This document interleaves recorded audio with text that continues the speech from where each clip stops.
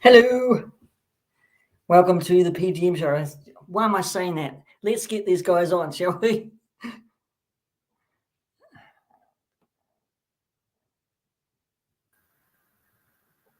G'day. G'day. G'day, Peter. Andrew's my name. Oh, How's it going? Scotty. Hey, Andrew, how you doing? Good, mate. And That's G'day, Peter. Matt. G'day, Scott and Andrew. howdy all. Howdy. How How are are you? you, Peter? Good. Thanks for coming for the hang. Thanks for having us. Yeah, thanks for Yeah. having us, mate. I don't know where old Daniel is. You might be working. So no, he's jumped on. So I can't see him. I can't see. Anyway, how's everything going? Noreen down under. Good. All going Good. good, mate.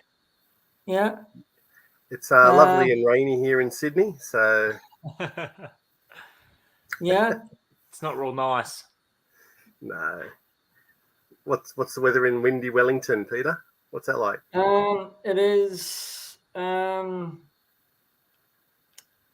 Yeah, it's Windy. no, it's not bad today. It's not that bad actually. You Just trying to actually. If I can't get in because he says, "Can you see me?" And no, I can't. So, oh, here he is. What am I doing? There he is. G'day, lads. How you going? G'day. How are ya? How You are can you? see I'm a complete utter knob doing this, right? So, Can you hear me okay? Yep. how's can hear you. everybody doing? I mean, I've said that twice or three times over, but you know, how's the toy How are show going? What was the toy show like? Hasn't happened yet. On the weekend they're going. How's This week. Yeah, Oh yeah, our one. Yeah, that's right. On the weekend. Yeah. we're Heading off to Melbourne tomorrow. or something. Yeah, tomorrow we head Looking off. forward to it. It's going to be like Christmas Eve getting to sleep tonight. Yeah, good luck with that. Good luck with that, lads. We don't have Wow. anything like that here at now. So, What, nothing. toy shows? Toy show. We used to have a thing called Armageddon, but that seemed to be non-existent now. But a thing called Armageddon. Yeah. Oh, but that's. Is that you, Peter? Yeah, it's me. I've just turned myself down. Brilliant. My inability. I was running a bit late, of course, because I wanted to be out early. Everyone decided to get food at the last second, and me running around like a headless chook. But I made it in time, so that's all right. But I yeah, heard a rumor, Dan, that you're trying to get a shirt on. Yeah, that's it. Pretty much. I had a couple of slices of pizza, grabbed a couple of coldies, and changed the shirt. That's it.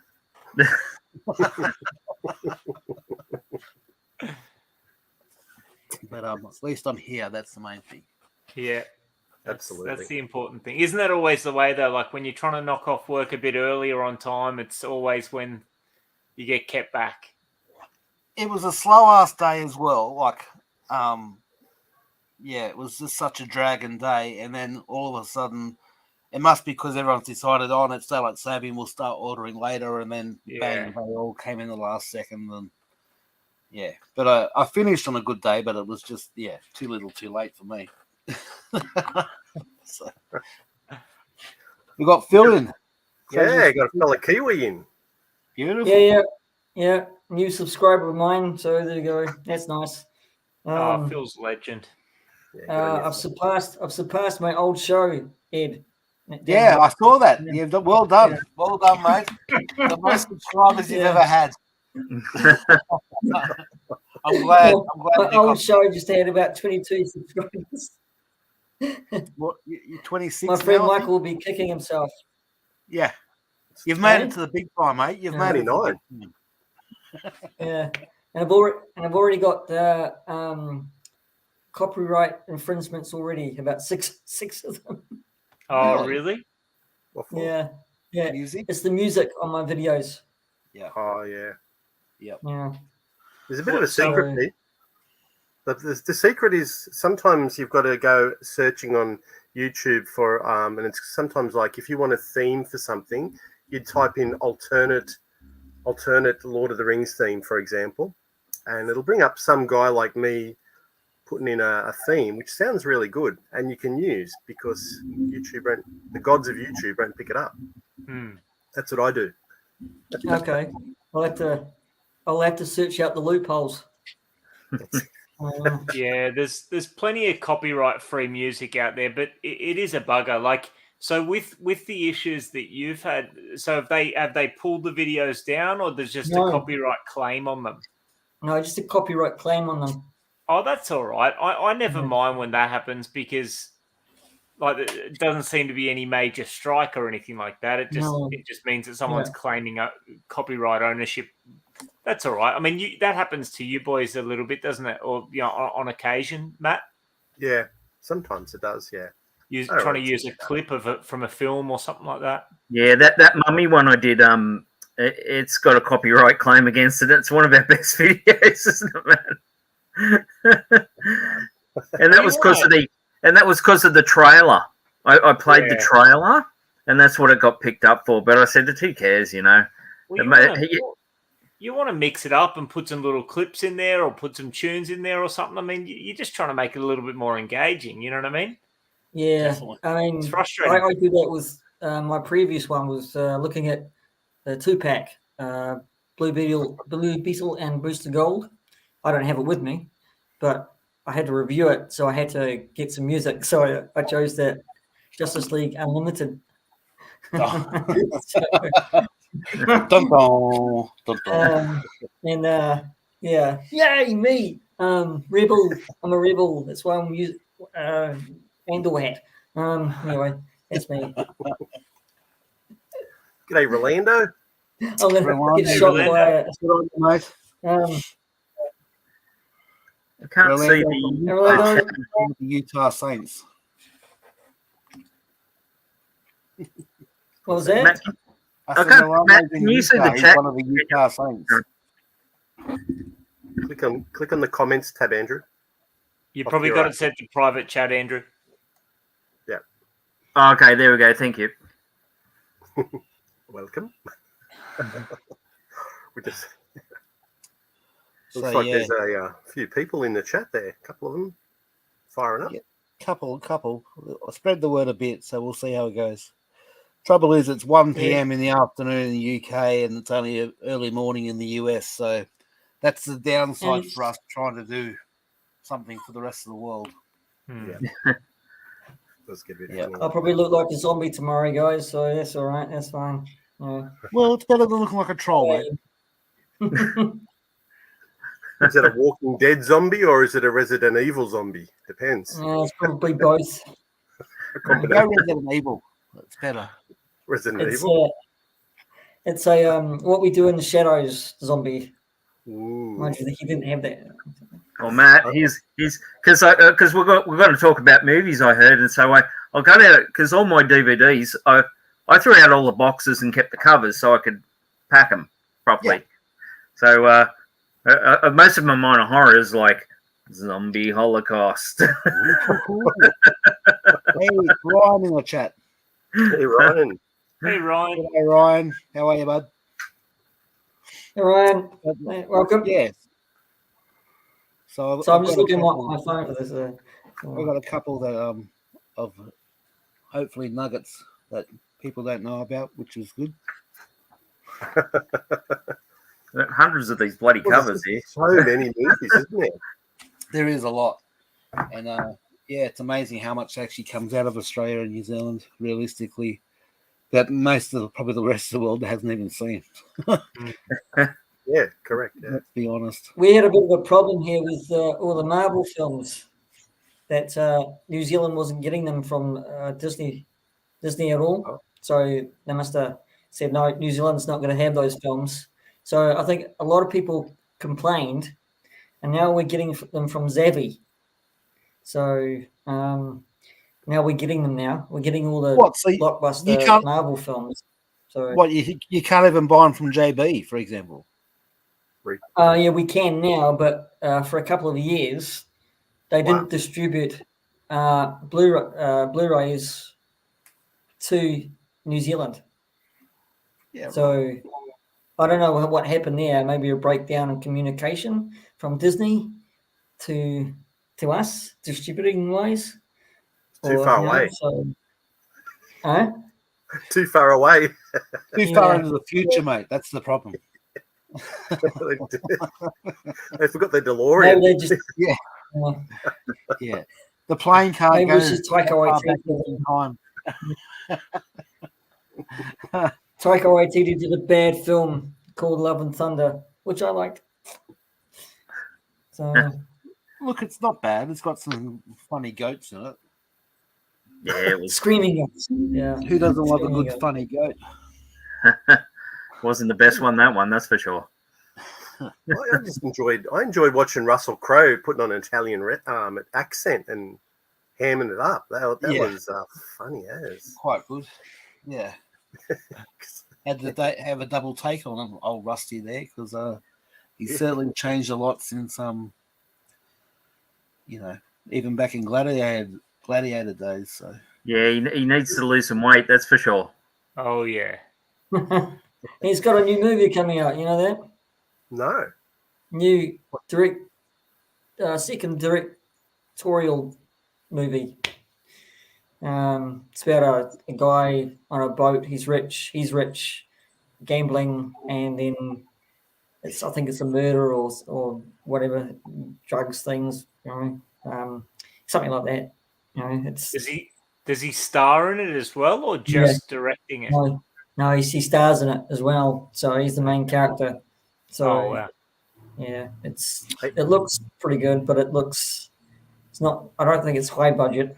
Are you claiming, Peter? Are you claiming Russell Crowe as a New Zealander? Well, yes and no. Depends what role. If he does things stupid, he's an Australian. He does all right here. He's a New Zealander. Good call. well, he owns the Rabbitohs. I mean, you can't do too wrong. Oh, yeah, you Rabbitoh fan, are you? No, I'm a Bulldogs supporter. Bankstown all the way, mate. Bankstown. Fair enough.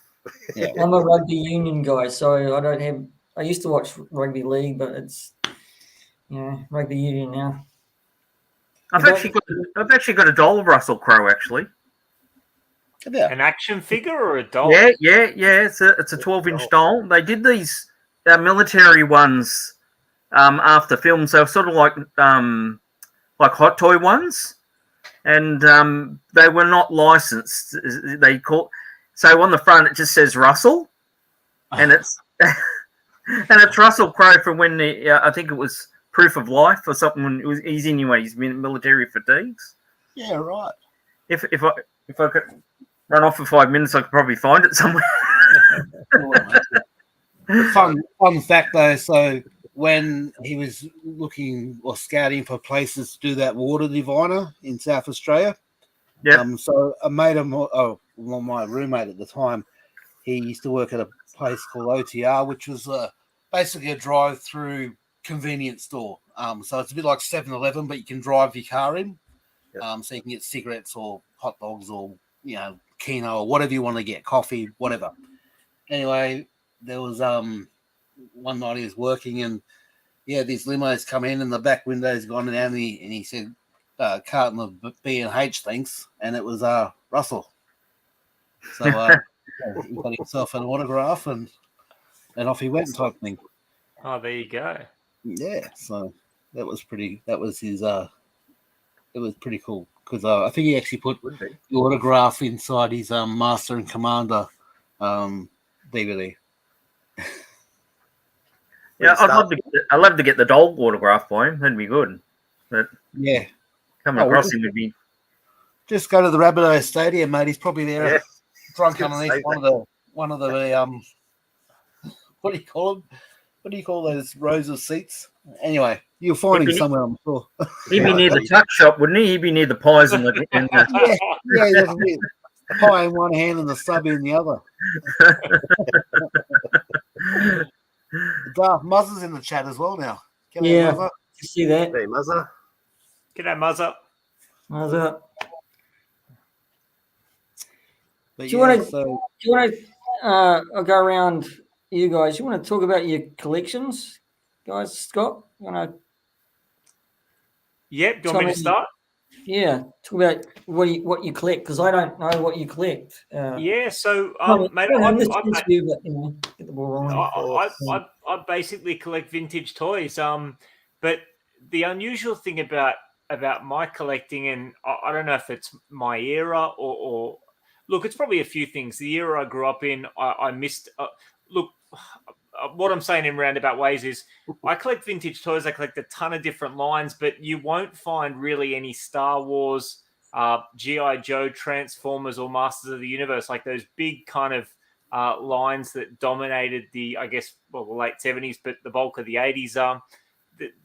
For whatever reason, I don't have the same nostalgic connection with those that I do with, the Teenage Mutant Ninja Turtles, late 80s, early 90s wrestling, Ghostbusters, things like that. So basically vintage toys, a bit of a mixed bag, like a lot of early 90s stuff, some late 80s stuff. So like I said, Turtles, wrestling, Ghostbusters, Toxic Crusaders, Mighty Max, all those kinds of things. But also some VHS, like, wrestling VHS, movies that are nostalgic to me on VHS, and some video game stuff as well. Some some Nintendo and Super Nintendo, Game Boy, just stuff I grew up on, mate. It's all about nostalgia for me. Unlike the other boys here, I don't collect any modern releases. I haven't kind of closed the door on it altogether, but there's not been any kind of modern action figure lines that have really drawn me in, or just yet at least. So what about I just the retro indie? What's that, mate? Would you go for the retro indie stuff? Well, you know what? I possibly, yeah. Like, I don't know about the 6-inch line, but the retro, like, I don't know whether they're doing a full line in that retro scale or just an indie figure, because I really like the Kenner Indiana Jones stuff. But I was chatting to Matt about this not long ago. There was a Facebook auction of vintage Kenner indie stuff, and I had no idea that it went for the prices that it does, like hundreds for loose figures. Like, so possibly, like, particularly if they have a bit of depth in that retro, 3 3/4 or whatever it is, 4-inch line, possibly. But at least for now, mate, it's just all vintage for me, At least so far. I'm lucky because sort of just prior to COVID, I was looking at the Well of Souls. Yeah. And I actually have that. It's in the States. It's still not here yet. But that cost me 600 Aussie dollar dues. But it's complete with box. Wow.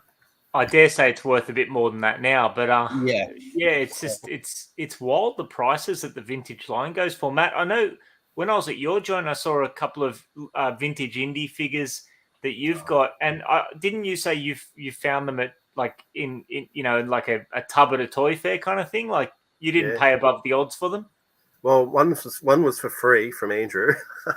It was indie, but he's got no accessory. And Tote was at last CollectorCon. He was just sitting in that Toytacular box, and I pulled him out, and he was a bit of a beater with his feet half melted away at the back of his heels.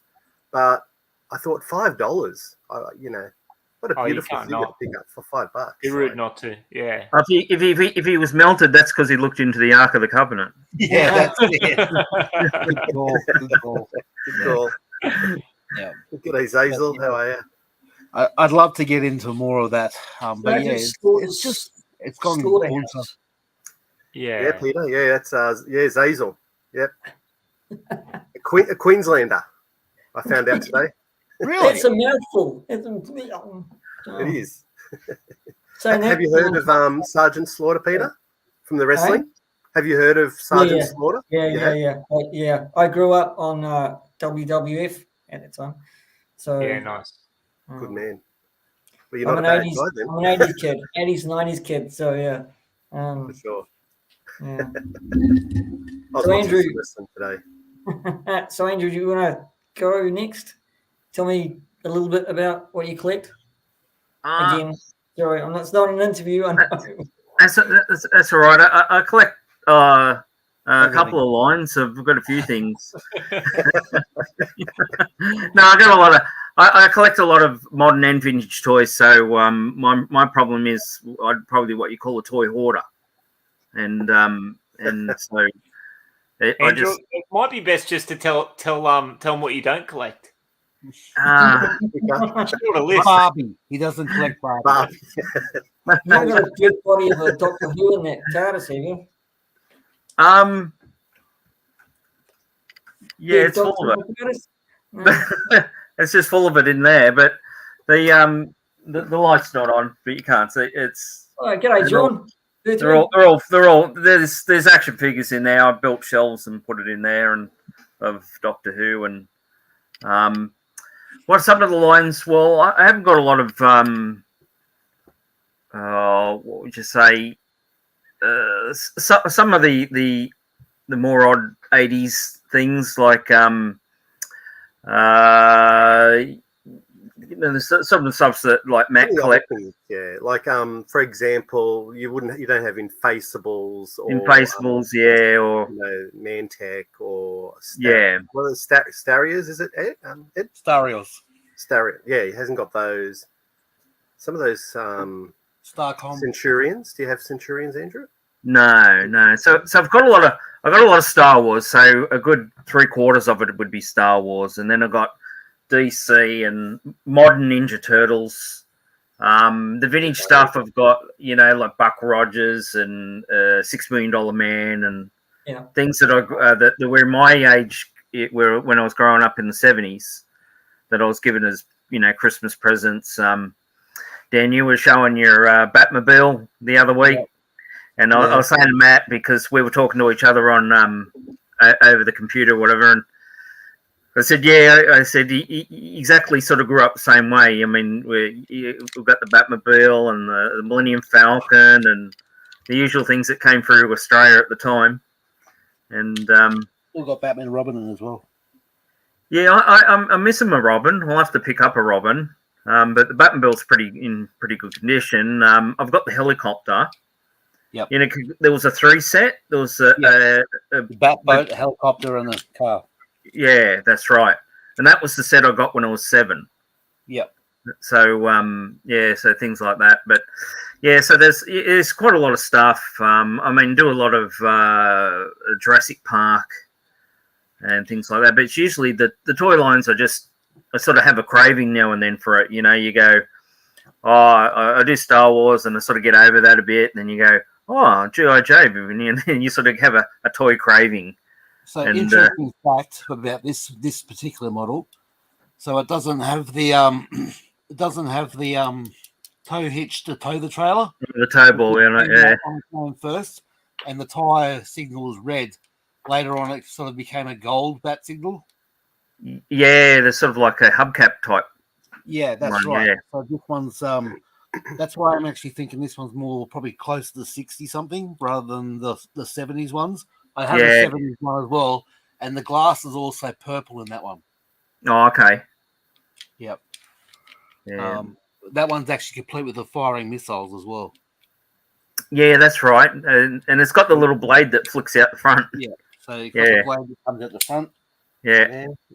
But this is also this wheel here. You spin. Well, actually, no, this one. Oh, yes, it does. So there's a wheel there, and that shoots out a little. Yeah. Yep. Always when I was a kid, going that little blade that come out and go. I don't remember seeing that in the show. Yeah, that's it. It's quite sharp, realistically as well. It's got this jagged edge on it, which if you're a small child, you probably. I'm sure there's quite a few siblings somewhere around the world with a nice juicy scar down their face from having that swiped from their brother or sister. That's right. Straight down. The slasher. The slasher. They probably wouldn't. They'd never do that these days. They'd never have that sort of thing sticking out, would they? No, not at all. No. You have to forgive me, chat. This is my first time. I haven't got the knack of putting you guys up on the screen and disappearing it. It's it's going to be a work in progress with me with that. So I'm not ignoring you guys. So hello. So yeah, I will get the knack of doing this StreamYard thing. Apparently, if you click on it, because and Matt was explaining it to me, but I always do it on YouTube, not StreamYard. So, but apparently, if you click on those actual comments, they'll highlight up for you. I think. I don't know. Yep. Matt would know more. See that bottom one there, Peter, with GeForce. If you click on that, it should come up on the screen.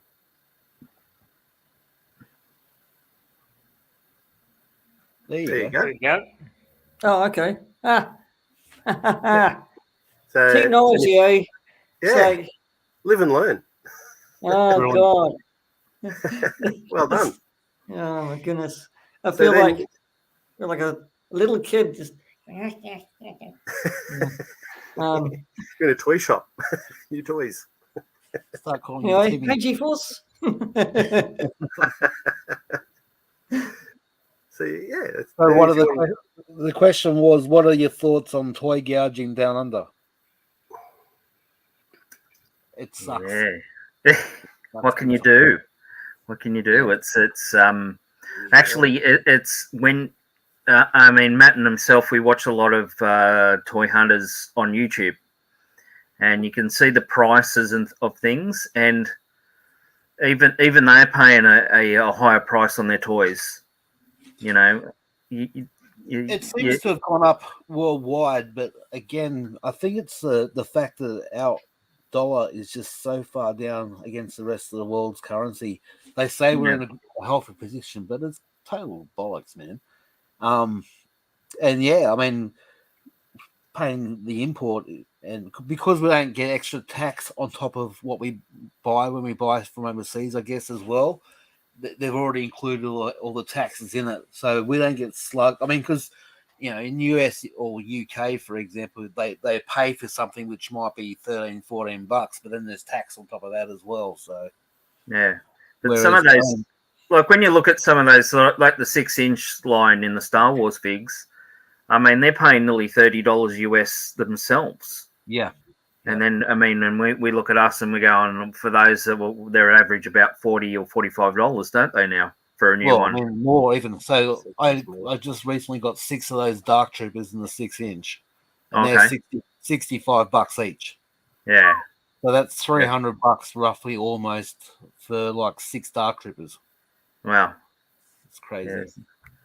Yeah. So it's getting an expensive hobby to keep up with the Star Wars, I mean, I don't collect the 6-inch, but there's quite a lot of it, and I always say to Matt and Giga, I'm glad I don't. Well, I mean, fortunately enough at the moment, and Ryan's the same because he's got that Proton pack, the HasLab Proton pack ordered, like I have as well. But the time that comes out and is all done and dusted, that's $1,000 all up. Yeah. Yep. I mean, the Razor Crest was $750. I picked up the Razor Crest. Yeah, it was quite expensive. Yeah, and I'm still effing and working out if I actually want to go for that Eternia playset, but it's gonna be close to $1,500 the time you get it over here. I reckon that's a lot of coin so close to Christmas. You know what I mean? Yeah. Mm.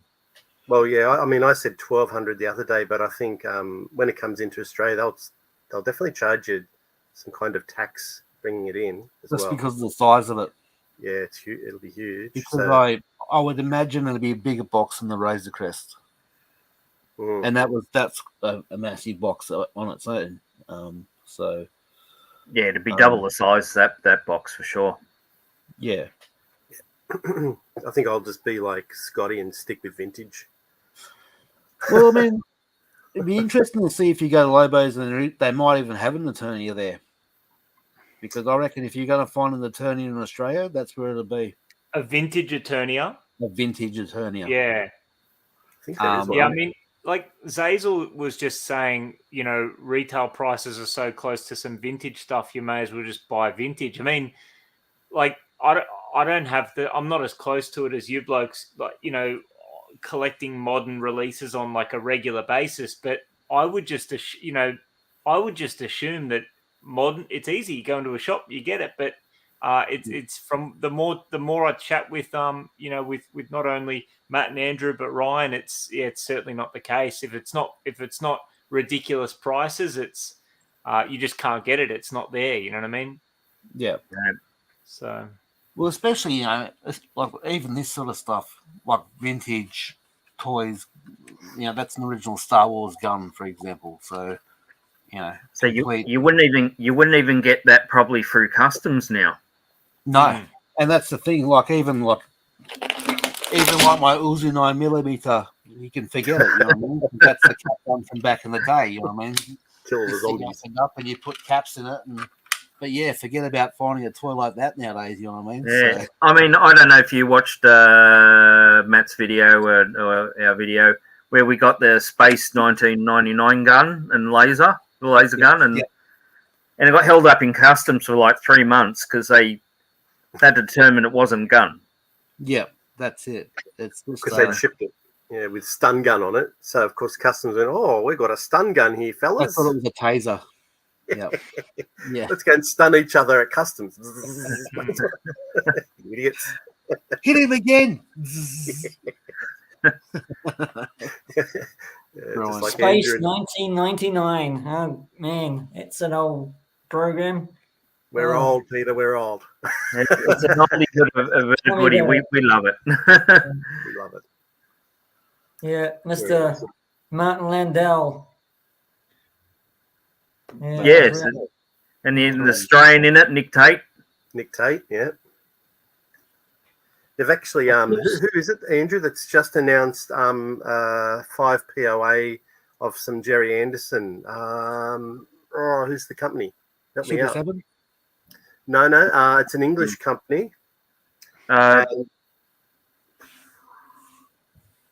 they've got like the collection one is a couple of Jerry Anderson. It's all Jerry Anderson related. So a couple of Thunderbirds.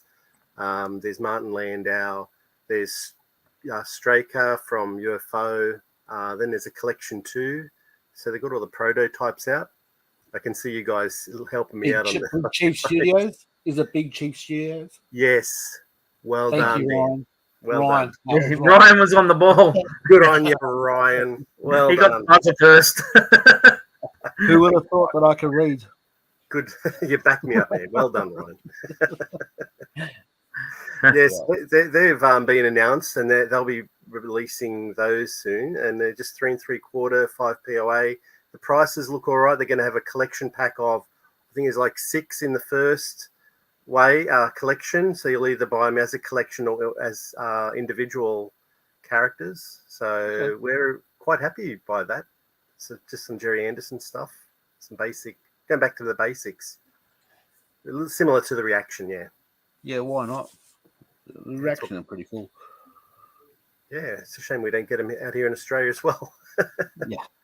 Yeah. I mean, I'm still envious about that Elvira you got. So, and I just saw that they're redoing Ghostface as well. With so again. Yeah, this NECA figure, Ghostface. Oh yeah, this guy. And so he's going to have a devil horn face as well, but he's got a couple of machetes and different accessories now. So that's going to be the ultimate Ghostface. But again, you know. But what film is that? Like, what film version is that for? So, well, I mean, I don't know, mate. Screen 1, 2, 3, 4, 5, but 6. yeah, that's the NECA figure. Yeah, but I don't remember a devil horned ghost face. No, that's it. You know what I mean? But even this one, where's the Courtney Cox? Several faces. Where's the Courtney Cox action figure? Yeah, that's it. Where's her different looks? Where's her different ages and face? I'm waiting for them to bring out Courtney Cox in the Masters of the Universe line. Where's his goofy looks? Should do a mold of his goofy looks. That's it. Super 7 reaction figures for $18. That's in the States, though. Yeah, but Yeah, that's Orlando. He'd be getting in the States, yeah. yeah, that's in the States. Yeah. Those Iron Maiden reaction figures, they're roughly about $40 here. Yeah, it's crazy. Anything reaction is anywhere from $40 to $50, depending where you shop, because it doesn't come in. See, because they can find those in their Targets and Big W, not Big W, Walmart. CG But we don't have anything. We don't have a collector section in our Target or Big W / Walmart, if you want, because they're sister companies of the American ones. So yeah, we've got to find them either in places like Alfie's or Bulletproof Villain or any of those sort of places, and then you're paying through the nose for them. Yeah. Again, because of the import. Thanks, G-Force. See you, G-Force. Good work, Gaza. What's the red laser Cobra Commander? Does anyone know what Sergeant Slaughter, like Zazel's saying there? 5PO red laser Cobra Commander. Is that a reaction at all? Yeah, I've got no idea. Cobra Commander, that's G.I. Joe. Yeah. But I'm not too sure about that red laser. Oh, because Reaction are also doing G.I. Joe line, aren't they? 5POA. Yeah, they are. So that would be them. Yeah, right. Okay. There you go. And last time I saw reaction ones were at the comic shops, and then they stopped bringing them in, didn't they, Matt? Yeah, years ago they mustn't have sold, and then they just the shelf warmers or peg warmers they call them, and then that was it. They didn't bring them in. We had some of those in here as well. Yeah, reaction. They were so expensive, so expensive. So because the last time we got figures like that, they were like $2.50. So that's right. not $30. Yeah. I bought 3 of them, and they cost me $150 for 3. Oh, jeez. That's what I mean. So yeah, they're up there in price. So, I'm not going to buy in the house. The lack attack. Yeah. I picked up some in Matt 112. It's because McFarlane's done the Avatar line.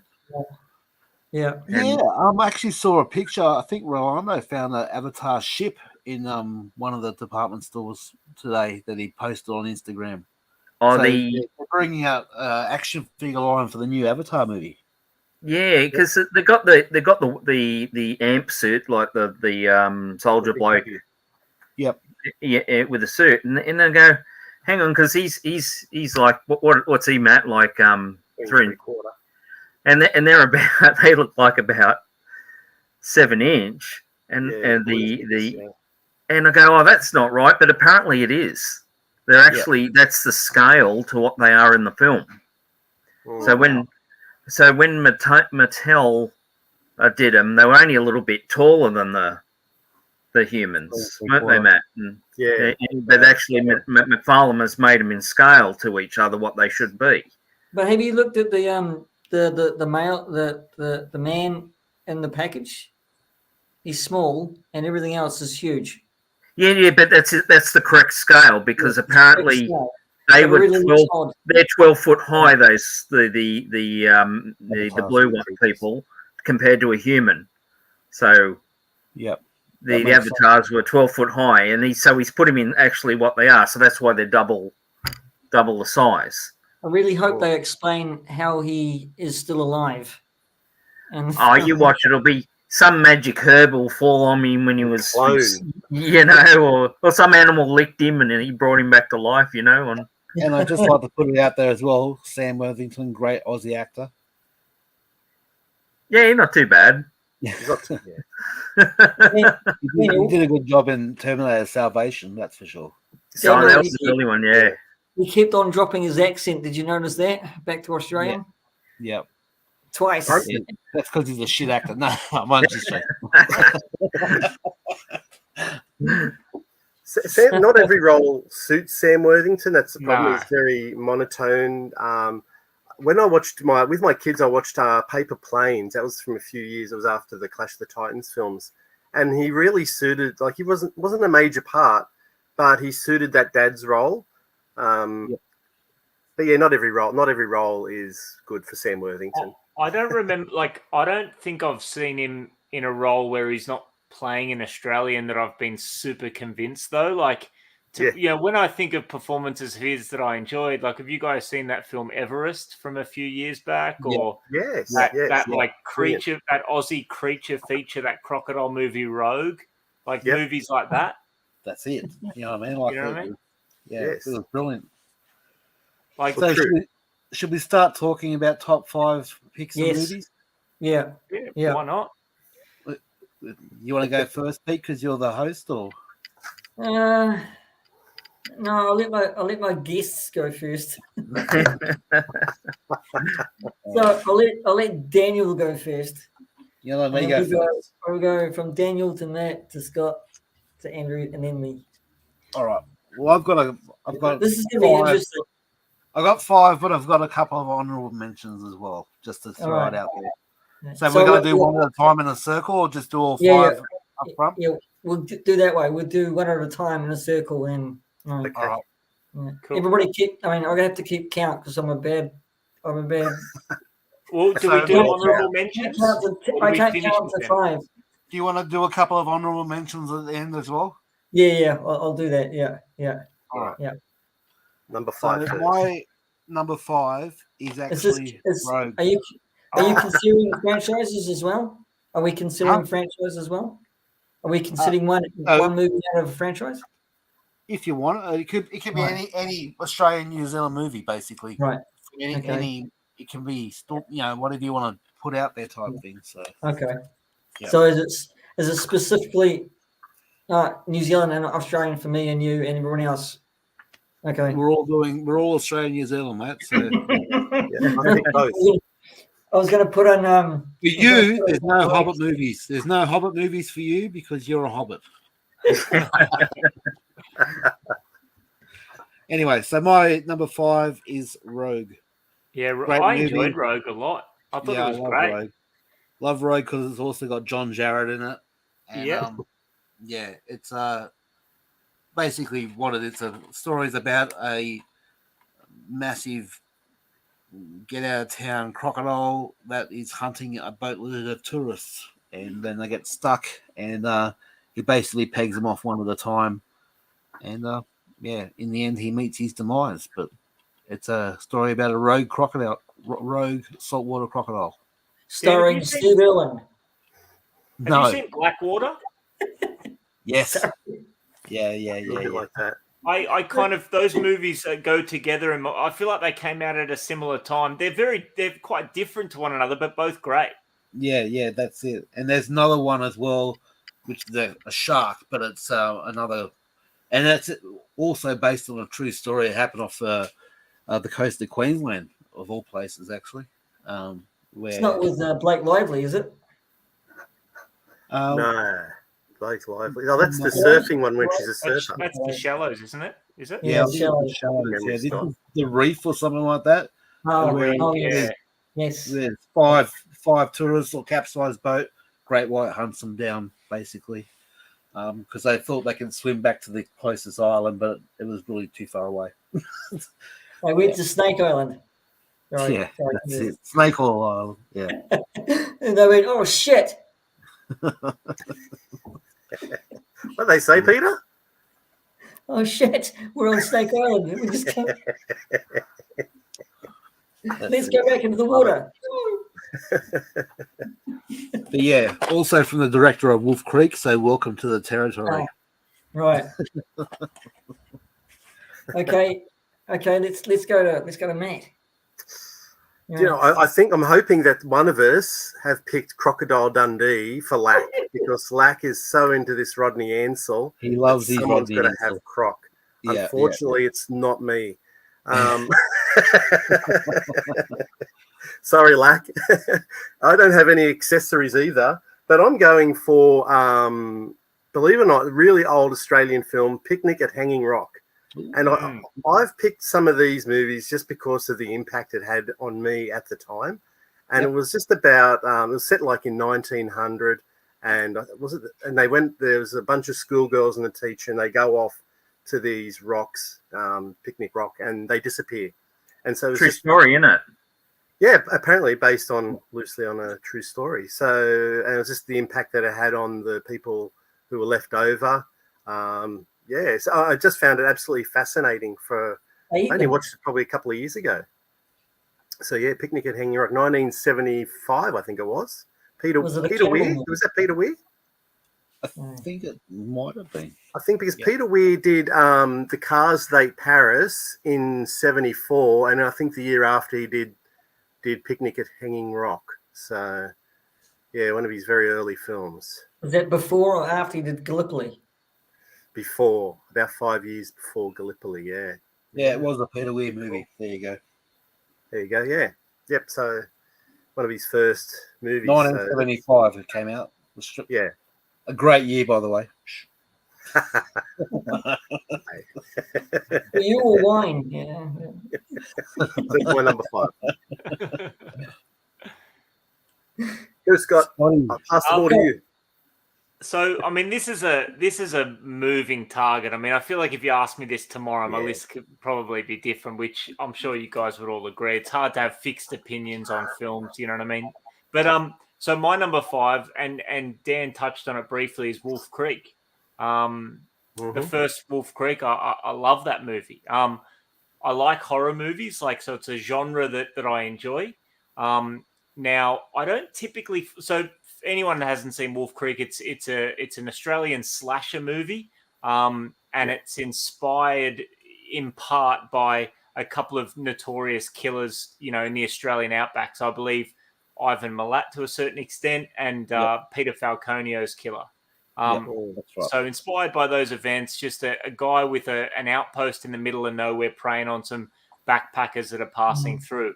And, when it comes to my taste in horror movies, I enjoy slasher films. I don't find them scary in the slightest compared to paranormal stuff, but there is something that I find quite scary about Wolf Creek. I don't know whether it's the isolation, it's quite moody, you know what I mean? They're in the middle of nowhere, so it's not like, watching John Carpenter's Halloween where the babysitters can just run out into the street and flag down some help. I mean, they're in the middle of nowhere. So and very Australian. I mean, there's obviously Hollywood movies that have been made in Australia by Australian directors, but when I think of Australian cinema, I think of films that feel Australian, and Wolf Creek is that for me.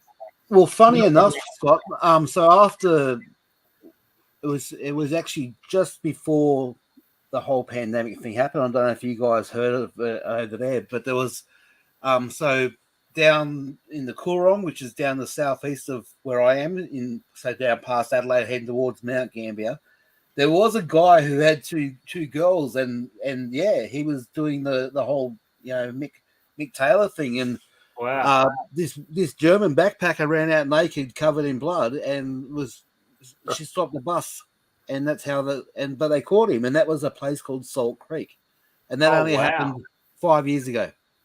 So it's real. There is some real psychos out there, and they can go stir crazy. Another one which I haven't got in my top 5 is Snowtown. So the bodies in the barrels. I'm only 2 hours from Snowtown, and when you drive past that place at night time, it is eerie as crap.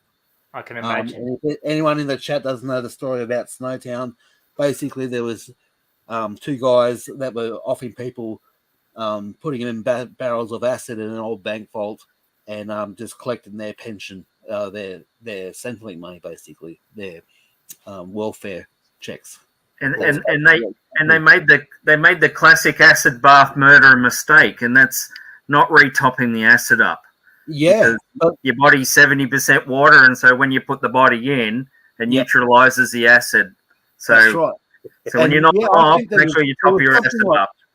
There was something like 20 barrels in that bank. I don't know how you know that. There were a whole lot of bodies in there. Pardon? I think there was about 20 barrels in that bank vault at one stage. Is that Yeah, bank it was- vault still there? Like, Yeah. is the building still there? Oh yeah. Next time I head to Adelaide, I'll take photos of it and I'll put them on Instagram for you. But yeah, that's crazy. It's a crazy story. I do have a morbid curiosity about that. So I don't know if you're half joking. No, Take a I'll photo go of me, and please. take the photo. I literally am not even 2 hours. I'm an hour and a half drive from Snowtown. I can go there. I can take photos of the bank and stick them on Instagram for you. Sweet. Yeah, it's crazy. But yeah, driving past there at night, it's actually off the highway now. So, like it's pretty much sort of the halfway distance between here in Port Augusta to Adelaide, and yeah, it's the highway used to go, so you'd have to go through the town, but now it's away from it. But one night when I was coming back from that road trip recently, I got lost and ended up coming back through that town, and that town is creepy at night time. I'll give you that. Really? Yeah, it's eerie as hell. I can imagine. Yeah, it's nuts. All right. Shall we Andrew. move on to Andrew? All right. Well, I Good thought story, I'd do a New Zealand film for you, Peter, first, Right. and it's from a director called Peter Jackson. And before you think it, no, it's not that. And it's it was a film that he did that was like the Muppets called Meet the Feebles. Meet the Feebles. Yes, that's an awesome movie. And it's the most disturbing Muppet film you'll ever watch in your life. In fact, I think you have to. Talking about acid, I think you'd have to be on acid to actually to get through it. Yeah. And but yeah, what an incredible film that is. It's just That is awesome. Yeah. When I saw it on DVD, I couldn't believe it, and I said, Yeah.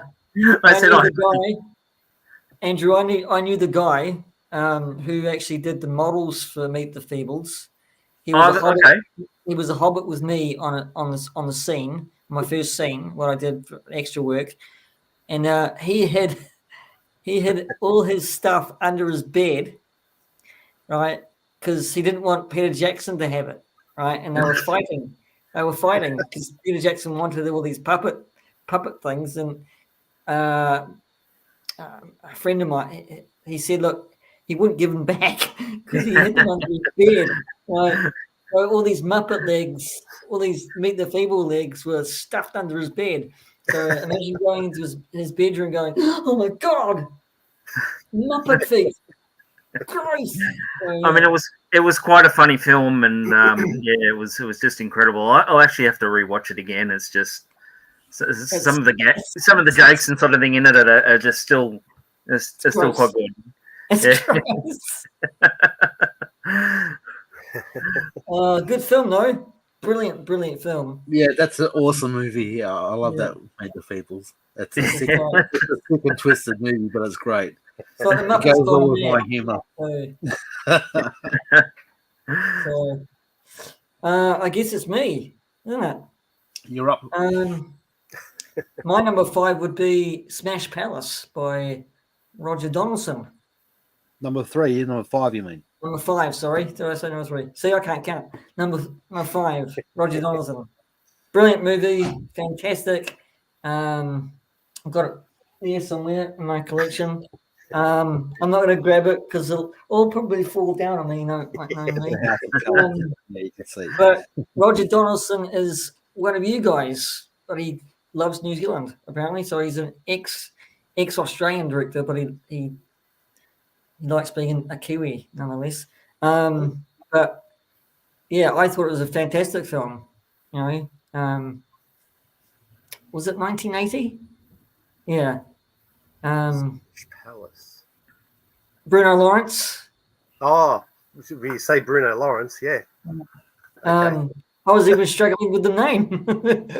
No. He's in one of my movies later. Bruno Right. Lawrence. Yep. Right. Probably stealing one of mine, Matt. Yeah. Oh well, we can have a share. But no, that's my number 5. Classic Kiwi film. Yeah. So round to Daniel again for number 4. So my number 4 is a movie that I actually don't have in my collection, but it's the BMX Bandits Yeah. Oh, Sergeant Slaughter said that as well. So there you go. Yeah. Yeah, no, it's that's a great movie. Nicole Kidman. that's on Nicole Prime. Kidman, Yeah. You can watch it on Prime. Oh, It can you? was on Netflix not that long ago. There It's you on Prime go. now, yeah. Yeah. So But yeah, good. actually, I don't have that copy of that, but it's a great movie. So Watch it. good. Yeah. It's all about BMXs and gangs, isn't it? Gangs No. of Beam. Oh, that's another one I forgot about. Yeah, but yeah, go on. Yeah. I just That saw and the Coca-Cola Kid. Oh no, that's an awesome movie. Anyway, I will say that. Remember the Coca-Cola Kid? Yes. Yeah, that's on there as well. Yeah, I yeah, went, yeah. Gotta watch that. It's a great nostalgic 80s movie. But that's what we did, you know. After we play with our toys, if you're going out with your mates on the weekend, you just rode your pushy everywhere. It was great. Yeah. Get to know Nicole Kidman as well. Yeah. G'day, Nick. Nothing wrong with a fire redhead, mate. It was her debut, wasn't it? A debut role? Yeah, Yeah, I'm pretty it sure that's what she started off, and then went on. I've got one of her next movies in my pile. So yeah. Dead Calm? Is it Dead Calm? I bet it's Dead No, Calm. Isn't it's it? not. Right. That will be another good movie because it's got an Australian and New Zealand actor in it. Yeah, no, yeah. I can't pick that either. But it's not an my head Australian was movie. It's not an Australian movie, but it's got an Australian and New Zealand actor in it. It's got Billy Zane in it, so I suppose that's an American. That's Yeah. I've got his figured it. autograph though, so it's okay. Yeah. With the Phantom. Okay, Matt, you're I'm really struggling just to nail it down because there's just so many good movies. Look, I picked number 4 because it's got a bit of a fond memory. I don't have accessories to show you. I just remember these movies. It's Strictly Ballroom. I'm really sorry, guys, but it's Strictly Ballroom.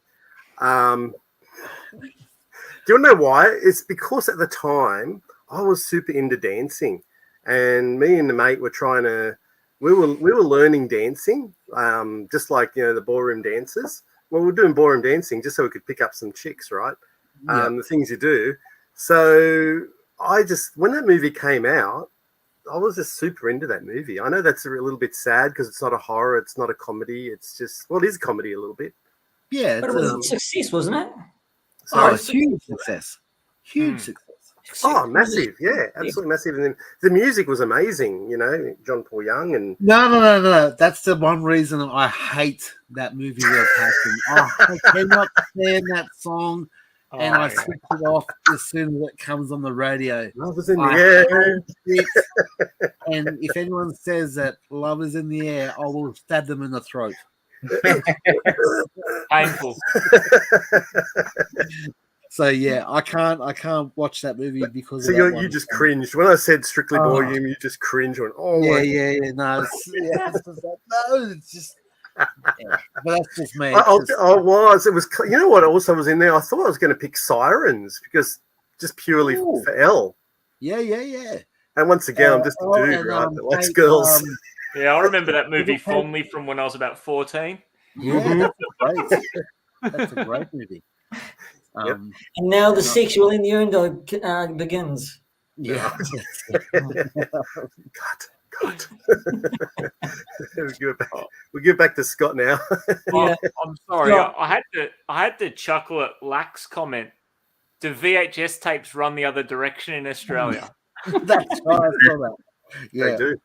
They do. Like toilets. Yeah, that's it. So my number 4 is a Kiwi film, a pretty iconic movie, a difficult watch at times. Once for Warriors. Yeah. Oh yeah. Wow, that's pretty powerful. Yeah. Powerful movie. Very powerful. But just a great film. A great film. And did you ever see the sequel to it? Yeah, that's good. What becomes of a broken heart? I've never seen it. I knew of the sequel. I didn't learn of the sequel.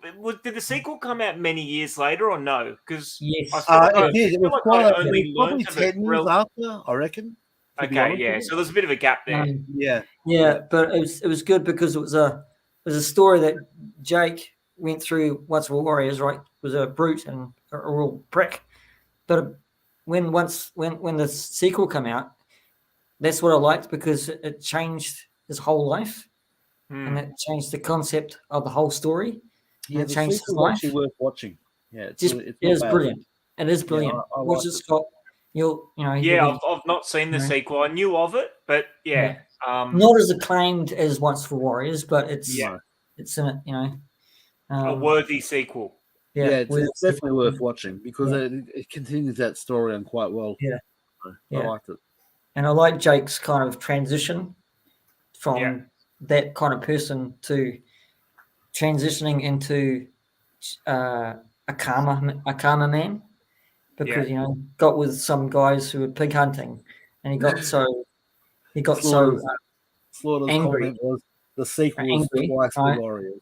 And then they said, look, why are you getting angry, man? Calm down, right? And they kept on doing it. So his transition was, you don't have to be angry all the time. Yeah. So Yeah. it's good. With watch. Anyway, Andrew. Oh, okay. My next one, I think, is another New Zealand. It's got a New Zealand in there, and that's Sam Neill. yeah. I'm not sure if it was where it was filmed actually, but it might have been filmed in New Zealand. I'm not sure. Someone might have to tell me. It could have been filmed in the States, but that's In the Mouth of Madness. I don't know if anyone's seen that one at all. It's a horror film with Sam Neill, and 1994. Very, very out there and disturbing, but it's a good one to catch up on. I'm struggling here. It follows Meet the Feeble because it's in the same context. It's really crazy, but yeah, that's a good horror. If I can get it, that's a good horror film to watch as well, with an early one of Sam Neill in it. So that one slipped me by. Pardon? No, that one slipped me by. Yeah, so check that one out, people. Yeah, I really like that. It's a John Carpenter film. Is it? Oh, Yeah, okay. So, but I'm not sure where it was filmed. If it was where it was actually filmed. Knowing John American Carpenter, it probably supernatural would have horror been here. movie. So, Yeah. It's from America. Yeah. Oh, Andrew, it's American. But that's No, all right. it's got New Zealand in it. It's all right. He's got a New Zealand accent. Okay, we'll give it to you. Got Kiwi in it. He's got a Kiwi. I guess it's me. Yeah. I guess it's Yep. me. So I would have to pick another Kiwi film, guys, and that is Goodbye Pork Pie, the original Goodbye Pork Pie, not the remake, because they made a remake here. Goodbye Pork Pie actually had a lot of Kiwi actors in it. So it was like a yellow mini that screens from up north to right down to Greymouth, and they just totaled the mini. It's brilliantly funny. It's got an Australian actor in it as well, I think. So, I forget his name, but it's just I'm taking this mini to Invercargill. So he just hoofs it there, and he has car chases with police. It's just brilliant film. Again, it's another Kiwi classic. It's got Bruno Lawrence in it. That's a Bruno Lawrence movie. Yeah. Bruno Lawrence is in every bloody movie In the 80s, yeah. but no, but it's much better than the remake. I assure you. So, That's a great movie that Kirsty's mentioned as well. I actually forgot all about that one as well. Chopper. Kirsty Chopper. I was just watching that the other day. How can you forget it? Nev, I hear you want to give me some money. No cash here.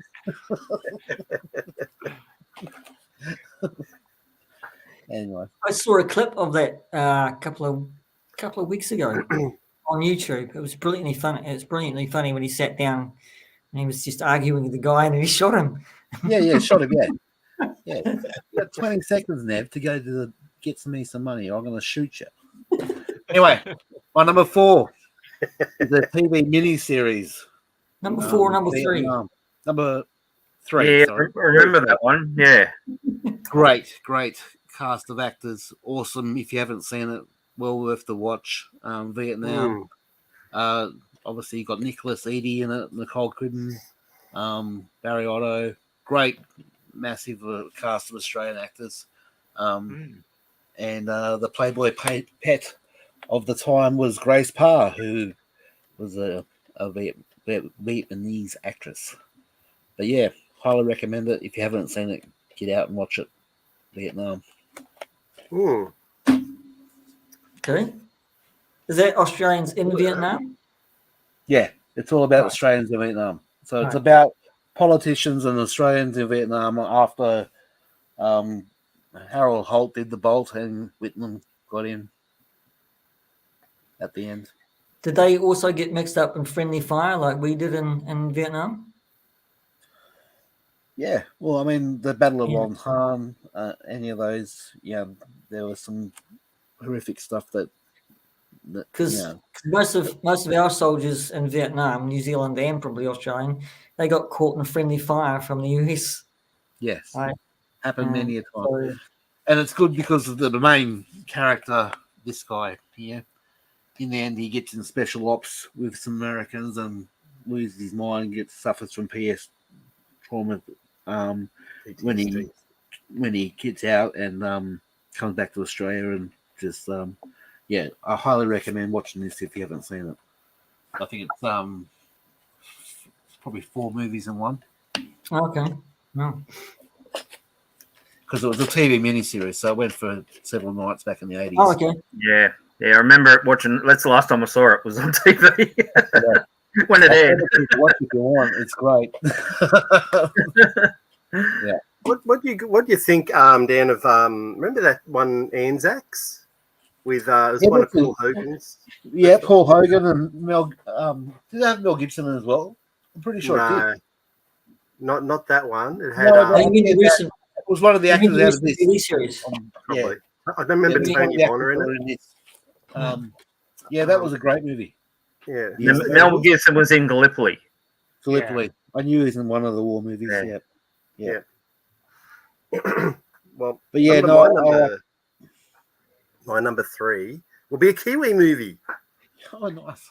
And this is close to being number 1, actually. It's a very fine line between many of these movies, but it's a Bruno Lawrence movie, Peter. Yeah. And it's The Quiet Earth. Oh, yes. 1985. You've got it up there? I have Blu-ray, yeah. It was one of post-apocalyptic films that, as kids, we seen. So we probably were about 14 when it came out. Well, I was. I had my brothers, so it was before all these. They were a trendy thing, and the Earth's very quiet. There's only him. He does find a couple of other people. Spoiler alert. But well, it's semi-quiet, really, isn't it? it's a bit of a mental battle for him. Quiet Earth. It's interesting. Brackets. Yeah. So, but that's my number 3, The Quiet Earth. Good film. That is that another Roger Donaldson film, I think, isn't it? Oh, is it? It could be, yeah. Could be mistaken. Anyway. I just remember Bruno Lawrence and 2 other people in it. There you go in it. Scott. Scotty. Kirsty called it earlier. My number 3 is Chopper. I love that movie. That's a great movie. I love it. Just inspired by, I don't know. It seems to be somewhat of a uniquely Australian thing where a criminal can get a little bit of notoriety and a bit of a following. In the media here, and the film Chopper was just really well placed to just kind of use that as that platform, and it was awesome. It was funny. It was Eric Bana was bloody brilliant. So Eric Bana was fantastic. I mean, I can't picture anyone else in that role. Vince Colosimo was great. Yep. David Field. Is it David Field? He was great. Keithy George. Yep. I love that movie. You know what I mean? There's some moments in it that are hard to watch. Yeah. But it's super quotable. I think it's a great film. And it feels very Australian, my Australian picks are very, And the good thing was that Mark Chopper Reed had a lot of input into that movie, so pretty much the way it plays out is his story anyway. So that's what makes it even cooler. That's it. I wish I had props like you gentlemen. But I do have that DVD somewhere in my collection, and it's got some awesome special features. It's got some footage of like interviews with Chopper telling the director, I think it was Andrew Dominic, and the other filmmakers and Eric Bana, like stories that went into the film and stuff, like the background of it, and so yeah. Oh, because Sergeant Slaughter said he heard he had zero input on that, but maybe you've got the proof, Scott. So Yeah, Are no, you- he definitely had some input into that movie. I Oh, know yeah. because I had an Incredible. interview. I watched an interview with Eric Bana, and Mark had input into it. Yeah, well, you would have to, wouldn't he? we And will he's- never know for sure because he's dead now. So No, Yeah. that's right. Yeah. That's right. Over to you, Andrew. All Over right. to you. Let's see. Well, I'll go to I'll go to an all-out favorite Australian film, and that's Mad Max 3. Oh, yeah. I knew somebody would have to call that movie out. How could you not? I love Mad Max 3. In fact, number 1 and 2 were good, but I got a sort of a story like when I was young, a mate of mine, he actually had that XB Falcon, and it was black, just like the one in the film. And he said, you can have it for $3,000. And I rushed home. I was around about, I think I was about 17. I'll be right back. I'm going to get something to show you. And anyway, begging mum and dad to buy it for me. And they going, you can't have a V8. and now, even for the Mad Max film, the last one they did, they had trouble finding an XB Falcon that people wanted to sell that they could use in the film. Right. They go for like $100,000 or something. No one had it in their shed in the Aussie. Right. Yeah. Yeah, I do like that film, man. Especially the third one. I did like the third one. But With Tina Turner as the bad lady. yeah, Tina Turner. Yeah. Yeah, it kind of went international, didn't it? Like the first two are really Aussie, and that third one got some international recognition, didn't it? Yes, it did. And the newer one they couldn't film in Australia at the time, I think, because we had a lot of rain and everything was still too green. So they had to film it in Tanzania or something like that. So Okay. Yeah. I always thought that Tina Turner with the ending of Thunder Night was a wee bit weak for me. When she just left him in the sand. And yeah, she said, sort of recognised him because she knew he was from, before the bombs dropped, and so she sort of called him the soldier, and she used an old. That's why she called him Cock of the Walk, because in the film she goes, "Oh, he's just Cock of the Walk," and that means he was a police officer, and now you just yeah. I'll throw another fun fact at you. So, back in the 80s, my lovely dad had a auto car accessories shop. He was one of the first to do window tinting and stuff back in the 80s. Anyway, his shop was called Just Tint, and the car was the Interceptor. Yeah, beautiful. Oh, wow. Oh, wow. That's awesome. Yeah, so it was and the grand opening of that shop actually had the Playboy pet from this movie. So I've got photos of her as well. But yeah, no, that's it's always stuck in my head, that Interceptor, because it was on Dad's mural outside. Great car. Oh, I still. I mean, I know it's funny, but I'm still mad at my parents for not letting me buy that. I mean, it probably would have got stolen. I mean, the muscle cars were still available around in the 80s, the mid 80s. Yeah.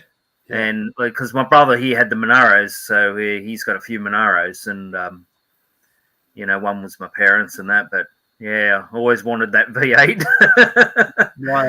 I got a mate in New South Wales, in Orange, where I grew up and born and stuff. Anyway, he's got 5 Chargers. He's got one for each of his sons and 2 that he owns. Oh, okay. The Hemi Chargers, yeah. The ones that raced around Bathurst. Yeah. Yeah. Good Yeah. times, good Well, cars. What are we up to? Ooh. You, What are we up to? Yeah. 3? 3? Three. Yeah. Right. I guess I would have to go with The Castle as my number 3. Ooh, that is, yes, that's very good in film. I cannot. I can't wait to see that film. Right? Sometimes it's just like funny. It's just Eric Banner again. A funny line. Murray. I can't repeat it. I can't say it, but it's just like you have to move your car out, move your car out, move your car out. Yeah. Dad, can we get the Cortina out so we can get to the Tirana to get the Holden out? It's just. I love the character of Tell him he's his dreaming. accountant. His accountant. Yeah. You mean the accountant or the lawyer? The lawyer. Lawyer. That's right. He's The lawyer. lawyer. Sorry. Yeah. And then he steps out the window. Bravo, it's the I've got to vibe. go now. Yeah. It's so quotable, that movie, isn't it? Oh, it's just great. And funny enough, they started the whole man cave craze because the pool room was his man cave. Yep. Hence the pool table.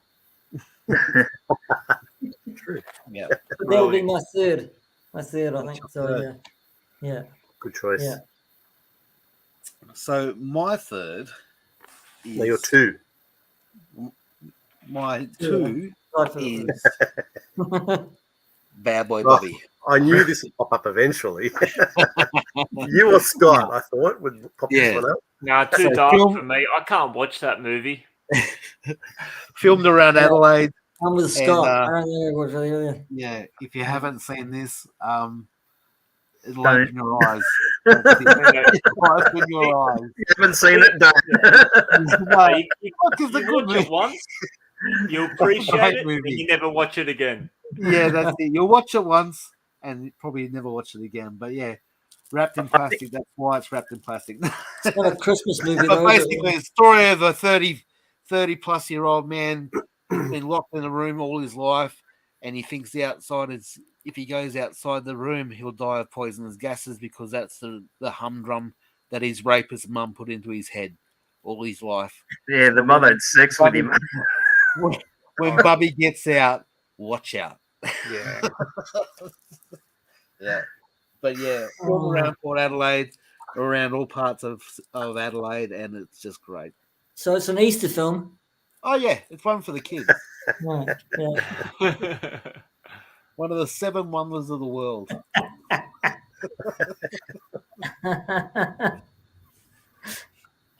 My two is I don't know if anyone's heard of this one, but it's an Australian film from 2014 called The Babadook, and it's a horror film. That's good. I'm glad someone's watched it. It's a horror film with I think they're unknown, the little kid and the mum, and this book kind of finds their way into the life, and it's just this creature that comes out of the book and haunts them. Yeah, I found it just fascinating when I watched it. I only watched it probably about 3 years ago. And, The Babadook. I've never heard of it. It's got the actor from Snowtown in it, doesn't it? I can't remember. I can't remember the actor's can't name. remember the guy's name. Snowtown was. But yeah. I've never heard of it. You never heard of it? No. The Babadook. The Babadook.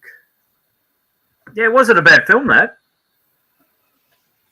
Yeah, Yeah. it was quite a good film, that one. A good I think horror. that film did pretty well overseas as well.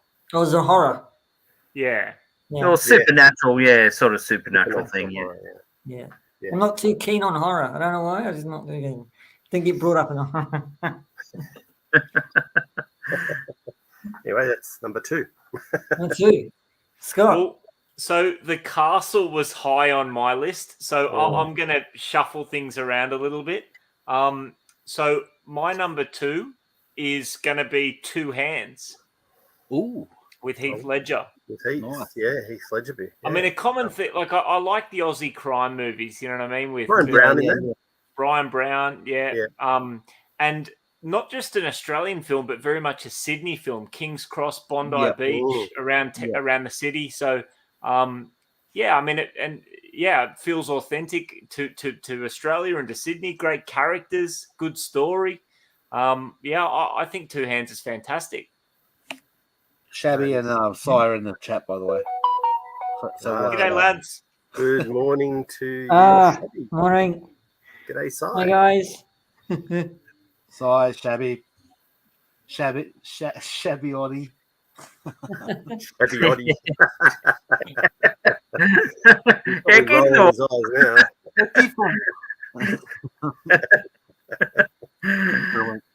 Good on you, Andrew.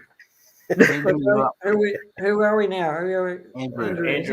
Andrew. Well, I haven't got the DVD cover for this, so sorry. My apologies. But it's a Vietnam film with Graham Kennedy, and it was called The Odd Angry Shot. Yes. The Odd Angry Shot. Yeah, yes. I think it was about they were in one called Z Force.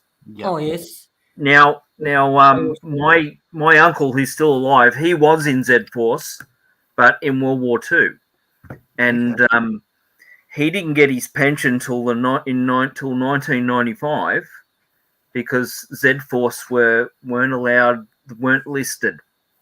The people who served in Z Force was all under the Secrets Act. So he was a pilot actually in World War II under Z Force.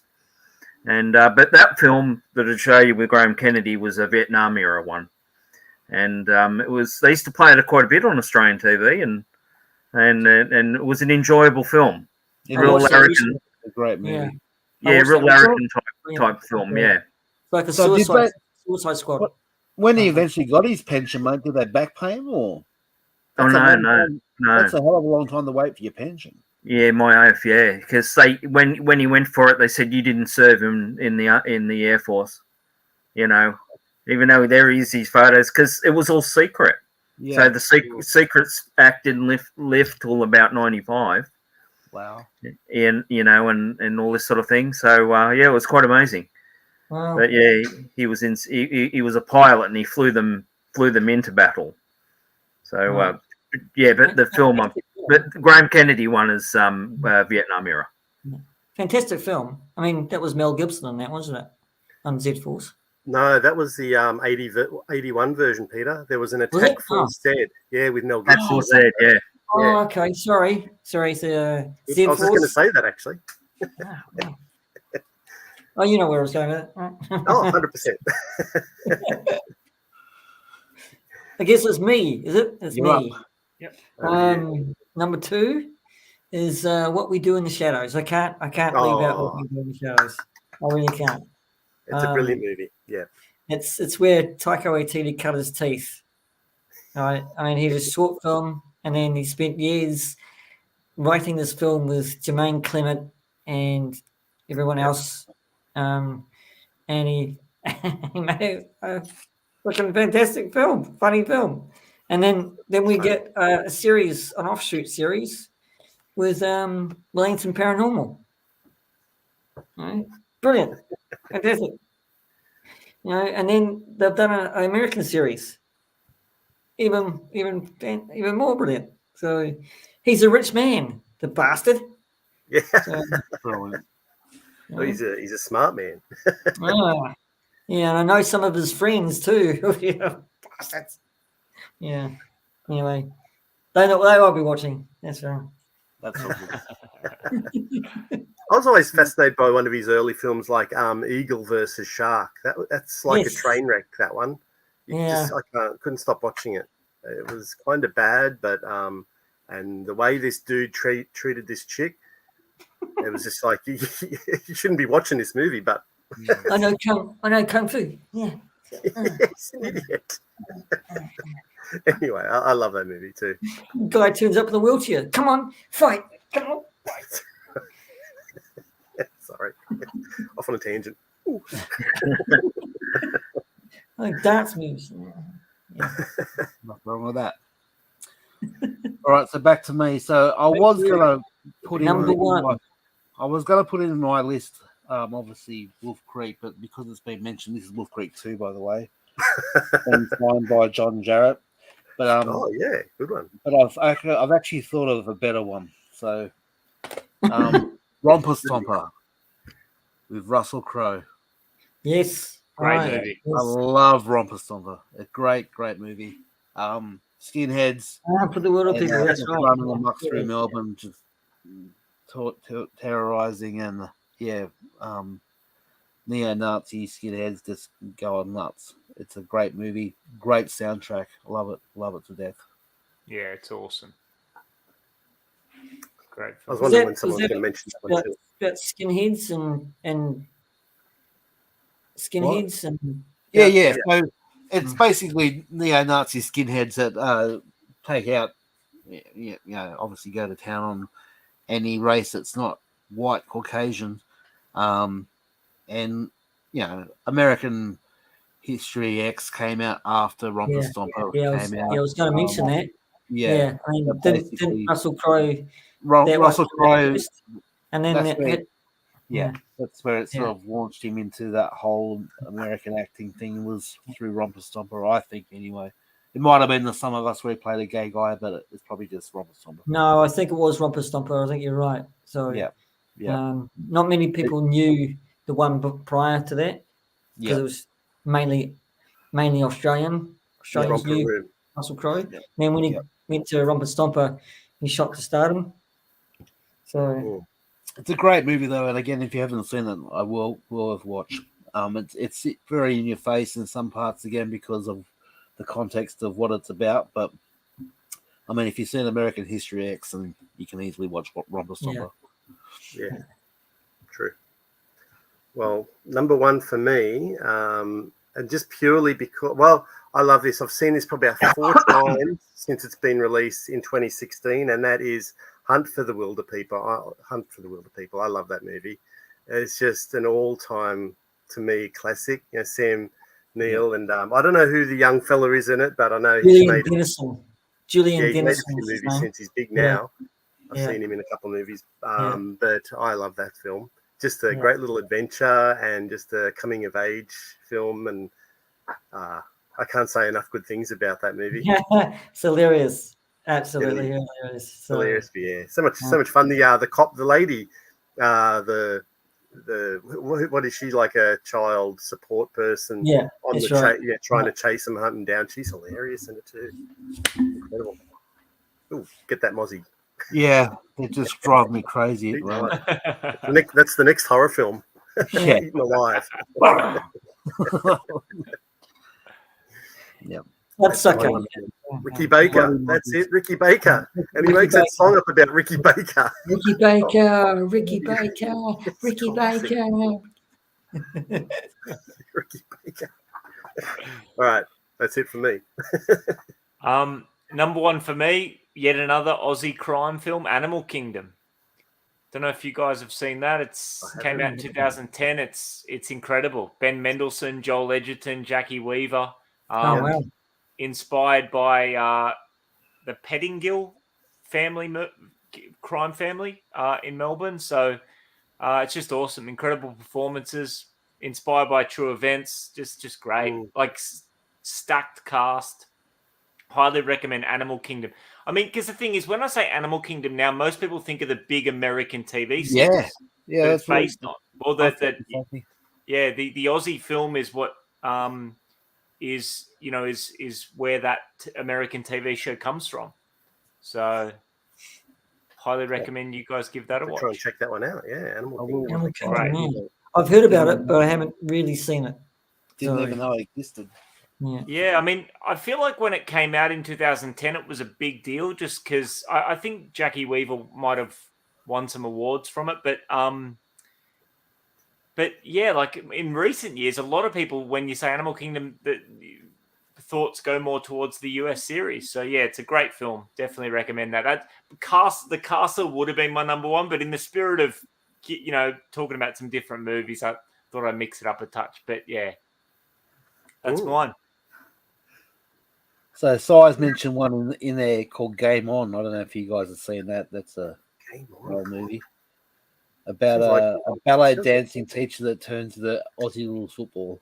Sounds like Billy Elliot meeting the Yeah. club. Yeah. That's what it sounds like. Meeting like tap dogs Yeah. That's or it. bootmen or whatever it was. Bootman, yeah. Yeah, On checker plate with tap shoes. that's it. Steel Or blues. Bootman, yeah. Bootmen. One, Yeah, that's one individual who takes on a floor. Yeah, that'd be brilliant. You know, Bootman. There you go. Sorry, I digress. Andrew. Yes. One. Okay, I've got a film. It is filmed in Australia. It has Kylie Minogue in it and Molly Ringwald, and it was a horror film called Cut. All right. It was done in about, I think it was done about 99 or 2000 there. But it was like, it's like they did this film like a horror film in the film, and what they are, they're movie makers. Then there was a murder on set, and every time they go to finish the film, but every time they play the film, the horror dude comes out of the film and kills people. and it's quite good. It's quite good, and I mean, and at the end they have to sort of like try to destroy the film to get him. And yeah, but it's one of those films where you go, well, is that Australian? Because they're, you know, it's got Molly Ringwald in it and things like that. But it was filmed, you know how they do these film these films out here and try to make it look like America. Yeah. All right. So they get a few left-hand drive vehicles and that, but you go, oh, hang on, there's a gum tree. There's So should we? Oh, I'm stuttering now. Should we give it to Andrew then? It's filmed in the majority of Australia, right? But it's got Molly Ringwald in it. Kylie Minogue. So there you go.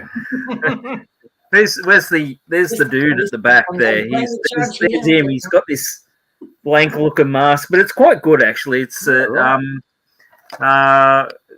a good one to check out. It's rated R, so it must be good. Must be really good. I thought you were going to say The Delinquents for a moment. I actually thought the same thing, and then I thought maybe no, Andrew, not The Delinquents. Delinquents. But then I thought you were going to go Street Fighter because of Kylie Minogue. Yeah, Street Fighter. That could have been more Andrew's style. Well, Matt, you kind of stole mine with Hunt for the Wilder People, so I'm gonna have to go Gallipoli with Peter Weir for number one. Yeah, Gallipoli's great. Yeah, that's a good movie. Yeah, it's I know it's a sad movie, of course, but it had some, well, because it was a true story. It was done well for its time in filmmaking. Yeah. Set in Australia, of course, and the beach looked like Gallipoli. Yeah, it looked like Turkey. Yeah. Right. It's I love the story. Storyline was brilliant. And I'm always in tears. I've got to say this. I'm always in tears when he gets shot. And Mel Gibson is just going, John, Archie. It tears me up. It tears me up. It really is. So that's my number one. Gallipoli. All right. So yeah. I'll pump out my two honourable mentions because and one of them just rolled up in the chat a minute ago. But the first one was going to be Storm Boy, and obviously that was redone recently as well. Storm Boy was a good movie with Mr. Percival the Penguin. Pelican, sorry, not Penguin. Penguin! Storm Boy.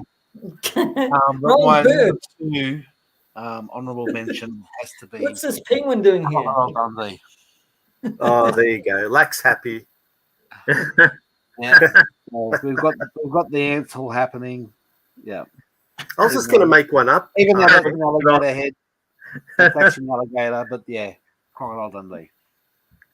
Excellent. In the ashtray. So that's there's the 80s throwback for you. I thought you might have had the knife, mate.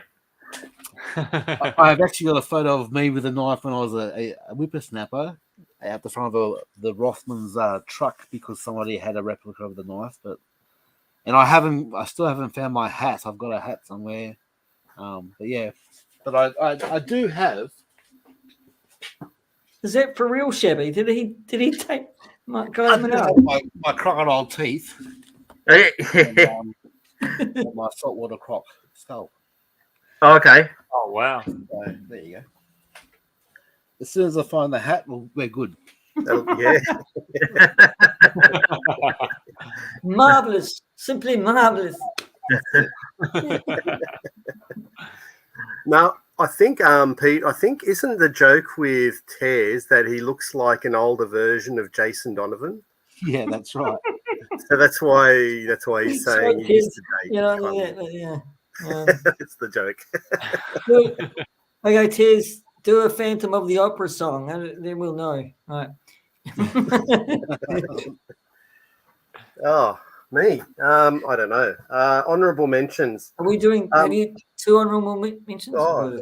I think 2, or you can do as many as you want, but I think 2's all right. 2's all right. 2. I was just going to say 2. I was going to say 2. A Black Sheep. I really enjoyed Black Sheep. Andrew and I watched that together many moons ago. Yeah. Because it's horror, crazy ass sheep.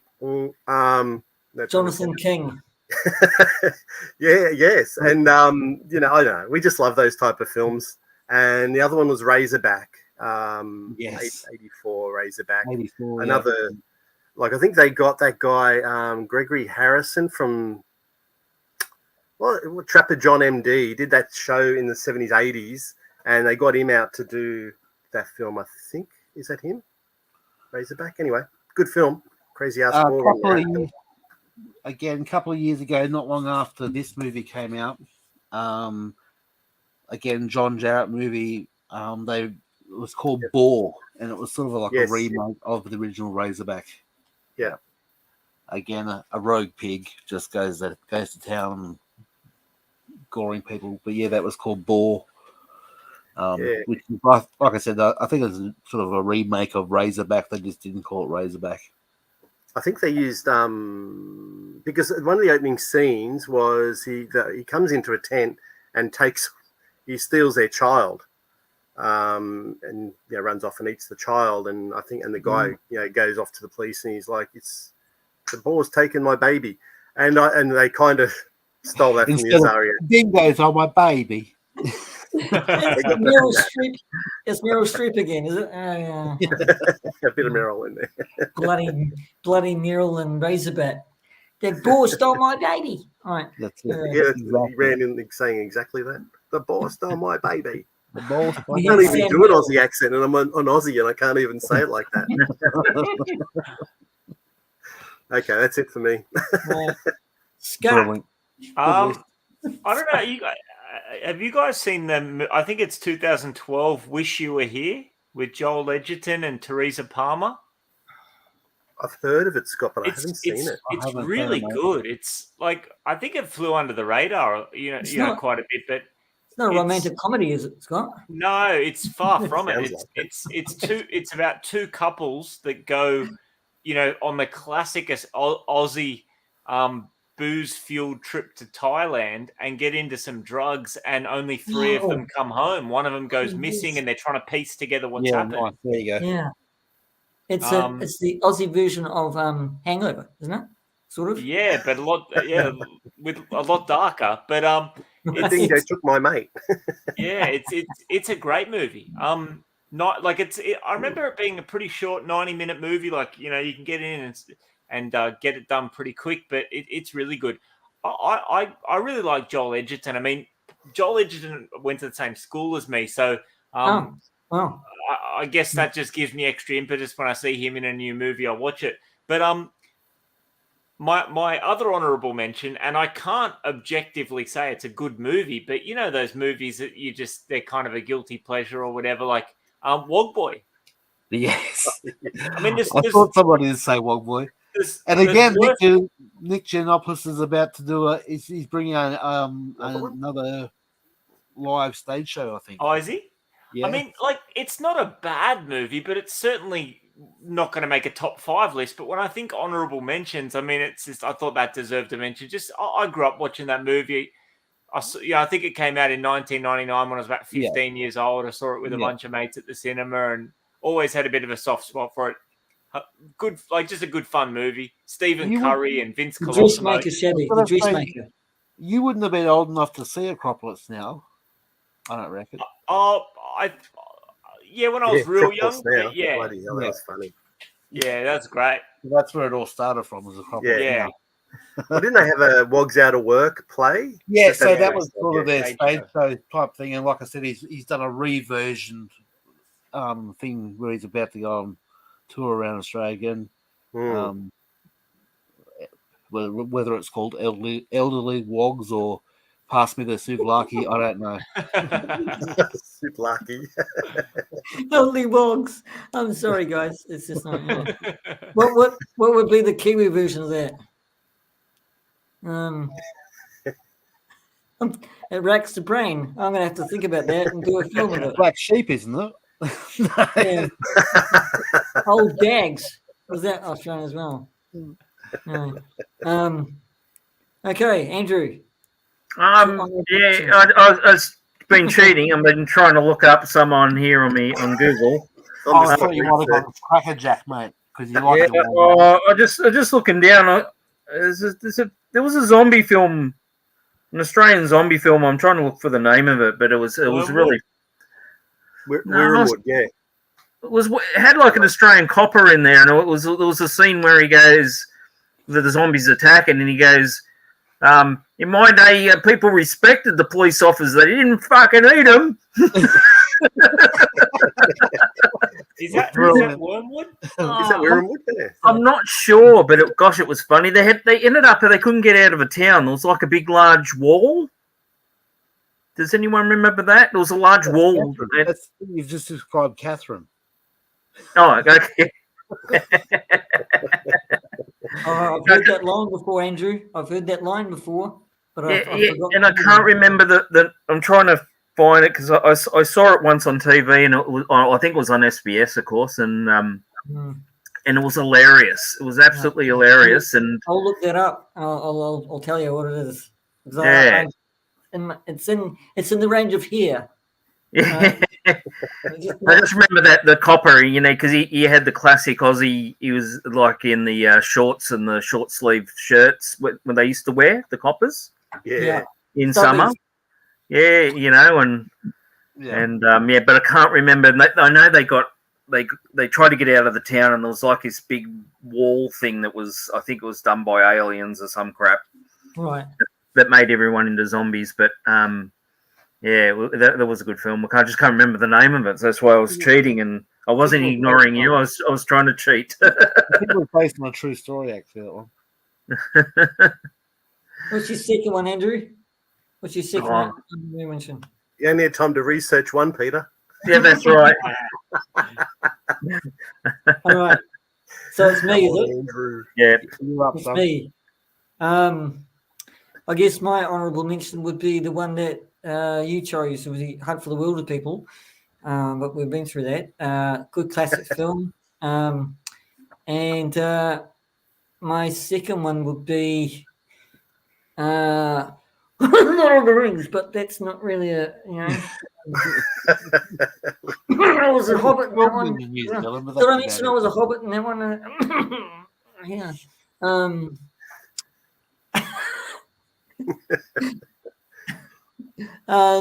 It had New Zealanders in it, and Australians in it as well. Is it the one where it's a movie about a guy who called his friend who never wears clothes? It's a true story. Shabby's got it in the chat. Oh, me. He's taking the piss out of me again. Absolutely. And then I wants me to put the Viking hat on, so there you go. There's an opportunity. Yeah, boy's a good one. Phil, yeah. Boys. Nobody mentioned Muriel's wedding. Yeah. God. It's probably Shabby's favorite. Malcolm. So yeah, Malcolm's good. That's a good movie. We'll chat recently. And what was that one that you mentioned on the Aussie live stream? Was that the Frog Prince or something like that? Frog Dreaming.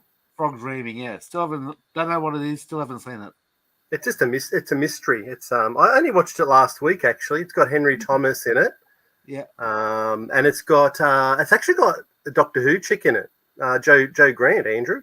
Katie Manning. She's in Frog Dreaming. And so yeah, it's the mystery. There's a couple of funny scenes in it, actually. Like it's a I think because at the time when that was released, I was probably about 15, and I'm not going to say too much. Anyway, there's one of the little girls in it. She grabs a bunch of tadpoles out of the water, and she goes, "Ew, it looks like sex." And they're like,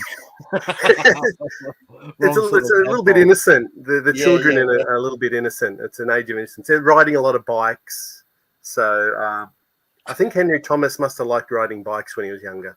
And then nobody mentioned puberty blues. Forgot it. Hey, Matt, was the Howling Australian? I don't think so. No, I think it was. Might have The been. Howling. I think that actually was filmed in Australia. Yeah. But was it American filmed in It's Australia an or American purely movie, Australian? but I'm pretty sure it was filmed in Australia. Okay. Yeah. Yeah. And Howling 2. 3, Yeah. 4. How many There's a of few them is them, there? yeah, there's a few of them. I was going to mention The Adventures of Barry Mackenzie. Has anyone ever seen that movie? Yes.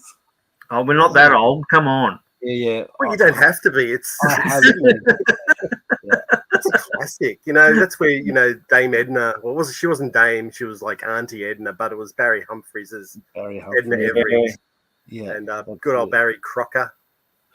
You There's so many guys Aussie. would remember a movie called Priscilla, the Queen of the Desert, wouldn't you? Didn't mention that either. Priscilla, then you the Queen. I can't stand that movie. I don't think I've ever watched it, actually. I just remember the Asian lady popping ping pong balls out. Yeah. That's all I remember. And Matt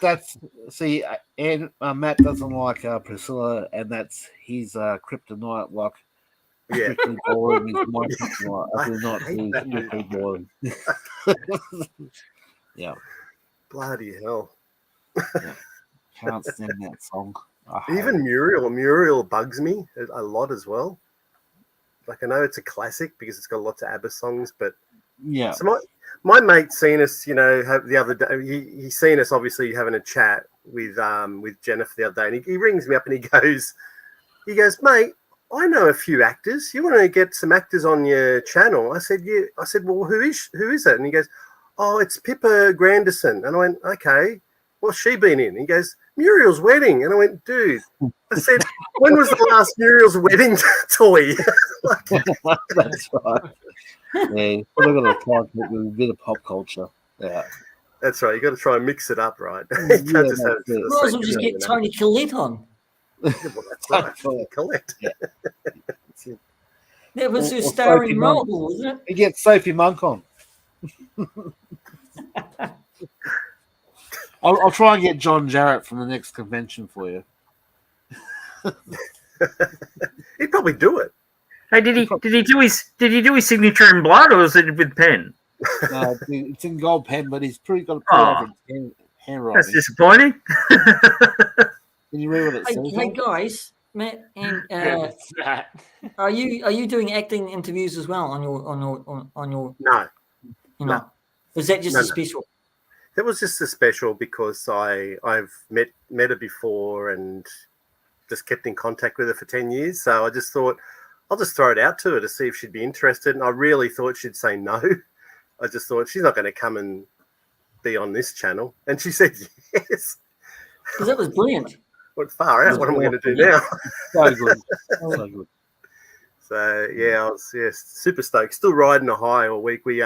I have to say, we went into a meeting on Monday, and just a team meeting, right? There's 7 of us, and I let everyone go first. And the girls are like Iranian, and there's a big issue, obviously, with Iran at the moment. And they were Iran. By the time it got to me, I went, yeah, I've got nothing. I was so like, Oh, talk because you feel like I'm so happy, and I don't really want to show that I'm so happy because you're so sad. Yeah, Well, definitely. that was actually, I mean, like I said, that last comment I said on your live stream, because I wrote questions for my friend, right? Yeah. I threw them out.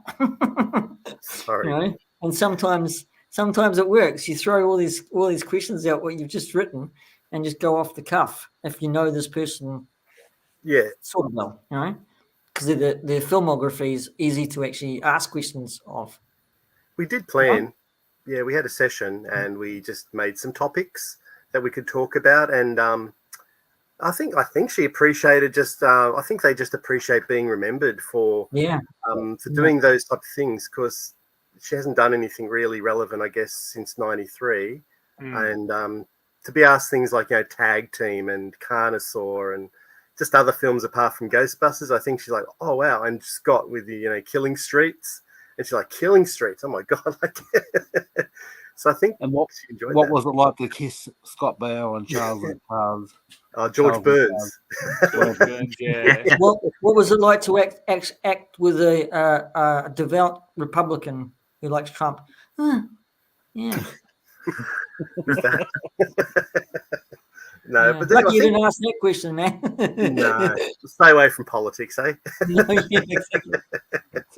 But I think we'll try and get it back on maybe in whatever 6 to 9 months, and I think there's a lot more we can talk about, and maybe next time just get the chat involved, just maybe get questions from the chat, and I love to.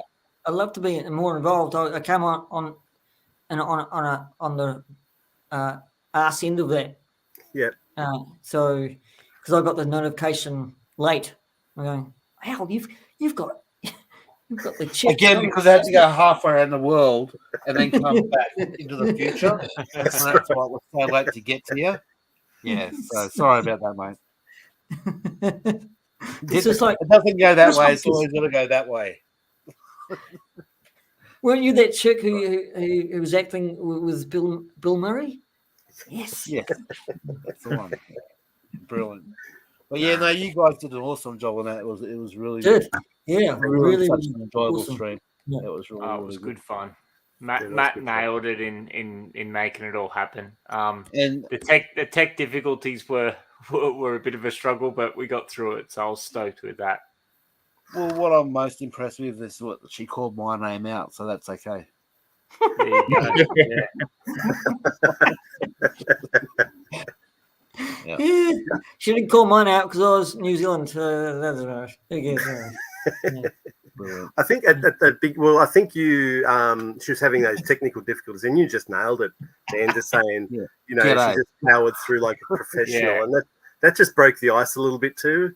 That For sure. Saying that. Oh, look, I was just trying to make her feel comfortable more than anything else. So it was great. I loved it, and awesome. I remember her on Charles and Charles as well. Again, I wonder why we're showing her age too much, mate. That's what it is.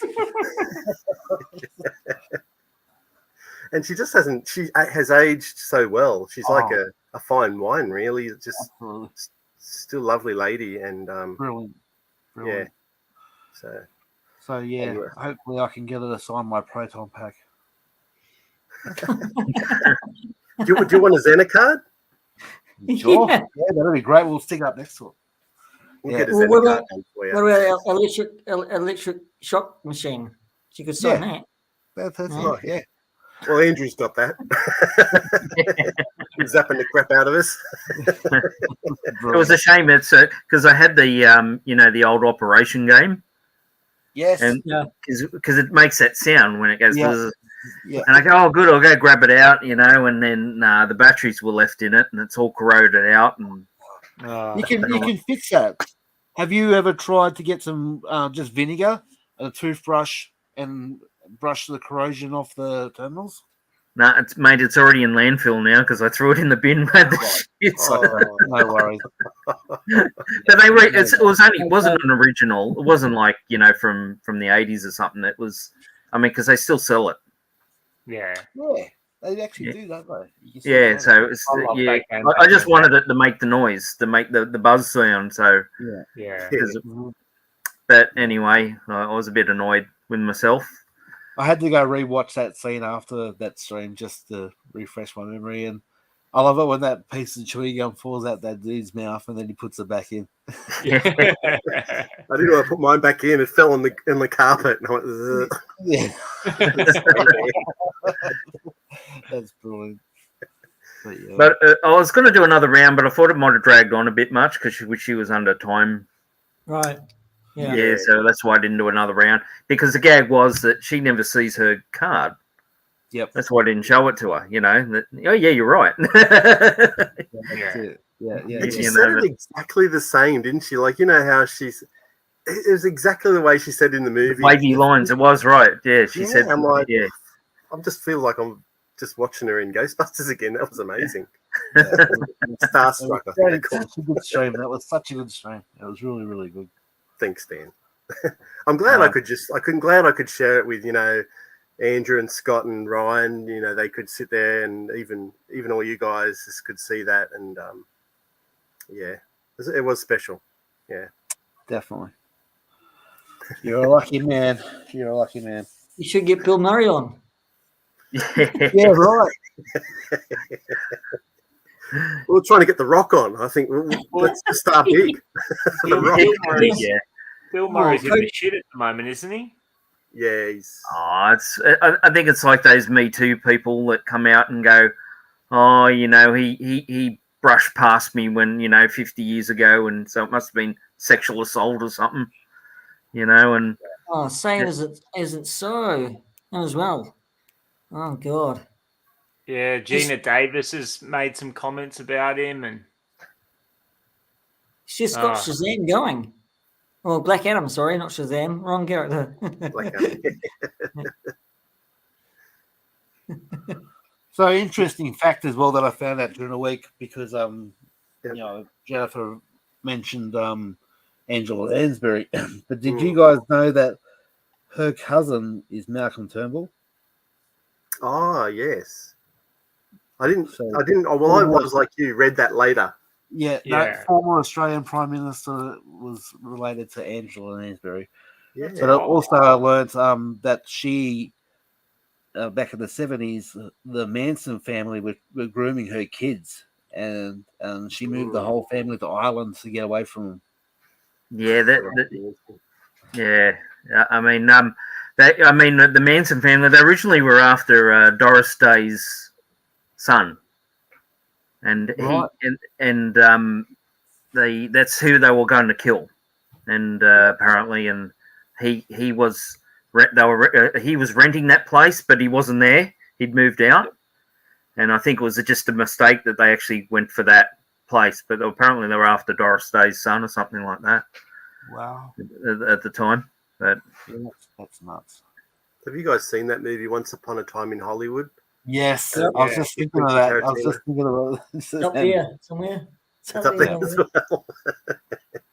Great movie. That can be an episode, Peter. Pull one out. Hey. It's like, that can be an episode in the future. Just slowly pull them out and see how long it lasts before it all falls on top of you. Yeah, I have been doing that because A Nightmare on Elm Street is right, it's right there. So I'm going slowly. Don't follow me. what, It's going to fall. Peter? What you should do is when you do a film and you pull it out, don't put it back. So it's like Jenga. So we've got to guess the last film you pull out that's going to fall down and everything. See, what I was going to do Thanks. originally what I was going to do with the classic movies was pull it out and let them all fall down on me, and then film it live. And while I'm talking about the film, I stack them back up. Good night, Basil. Sergeant Slaughter's out. Last time Thanks, that, Hazel. so last time that I did that, it took me all day. So I'll be here all day doing that, and it'll be a long review. I'll tell you that. So, And if they all fell on you, you could be called Peter Crusher. yeah, now I have to change my name. Yes. That's it. Thanks, man. Brilliant. You should put them all in like the hey it's Saturday barrel, and you get it round and pick one out. And that's the one you review. Connie Red.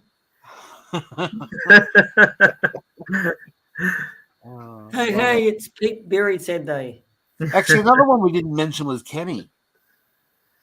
No, Yeah, well, someone in the chat chat mentioned mentioned Kenny. Kenny, Oh, hi. it would have been Si. He loves Kenny. Yeah, it. So, yeah, might have been. Yeah, that's a Yeah, great, I think it was great Si. movie, Australian comedy movie. But that and Cracker Jack and Bad Eggs and Nuggets and Oh, Yeah. the Nugget's great. yeah, again, Stephen Curry movies. You can't beat them. Takeaway. You ever seen Takeaway, Takeaway? that's a good Takeaway one. was good, yeah. Yeah, Vince Colosimo. Yeah, but yeah, there's so many good Australian movies that sort of get Hey, lost. guys, Well, my battery is running low, really low. we've done 2 hours almost anyway, Pete. So So Yeah. might have to call it. sounds Right. good. Because I don't want this my computer to just go dark. And Well, I don't know, know what happens if you drop out because you're streaming it, you're hosting it. Yeah, Yeah, I know. we stay on forever. yeah.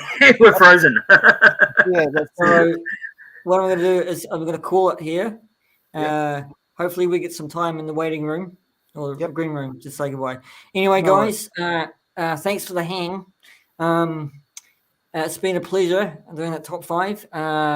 And everybody on the chat, thank you very, very, very much for your kind donation, which you haven't got and he gave me, but who cares? And see you in the next one because this has been fun.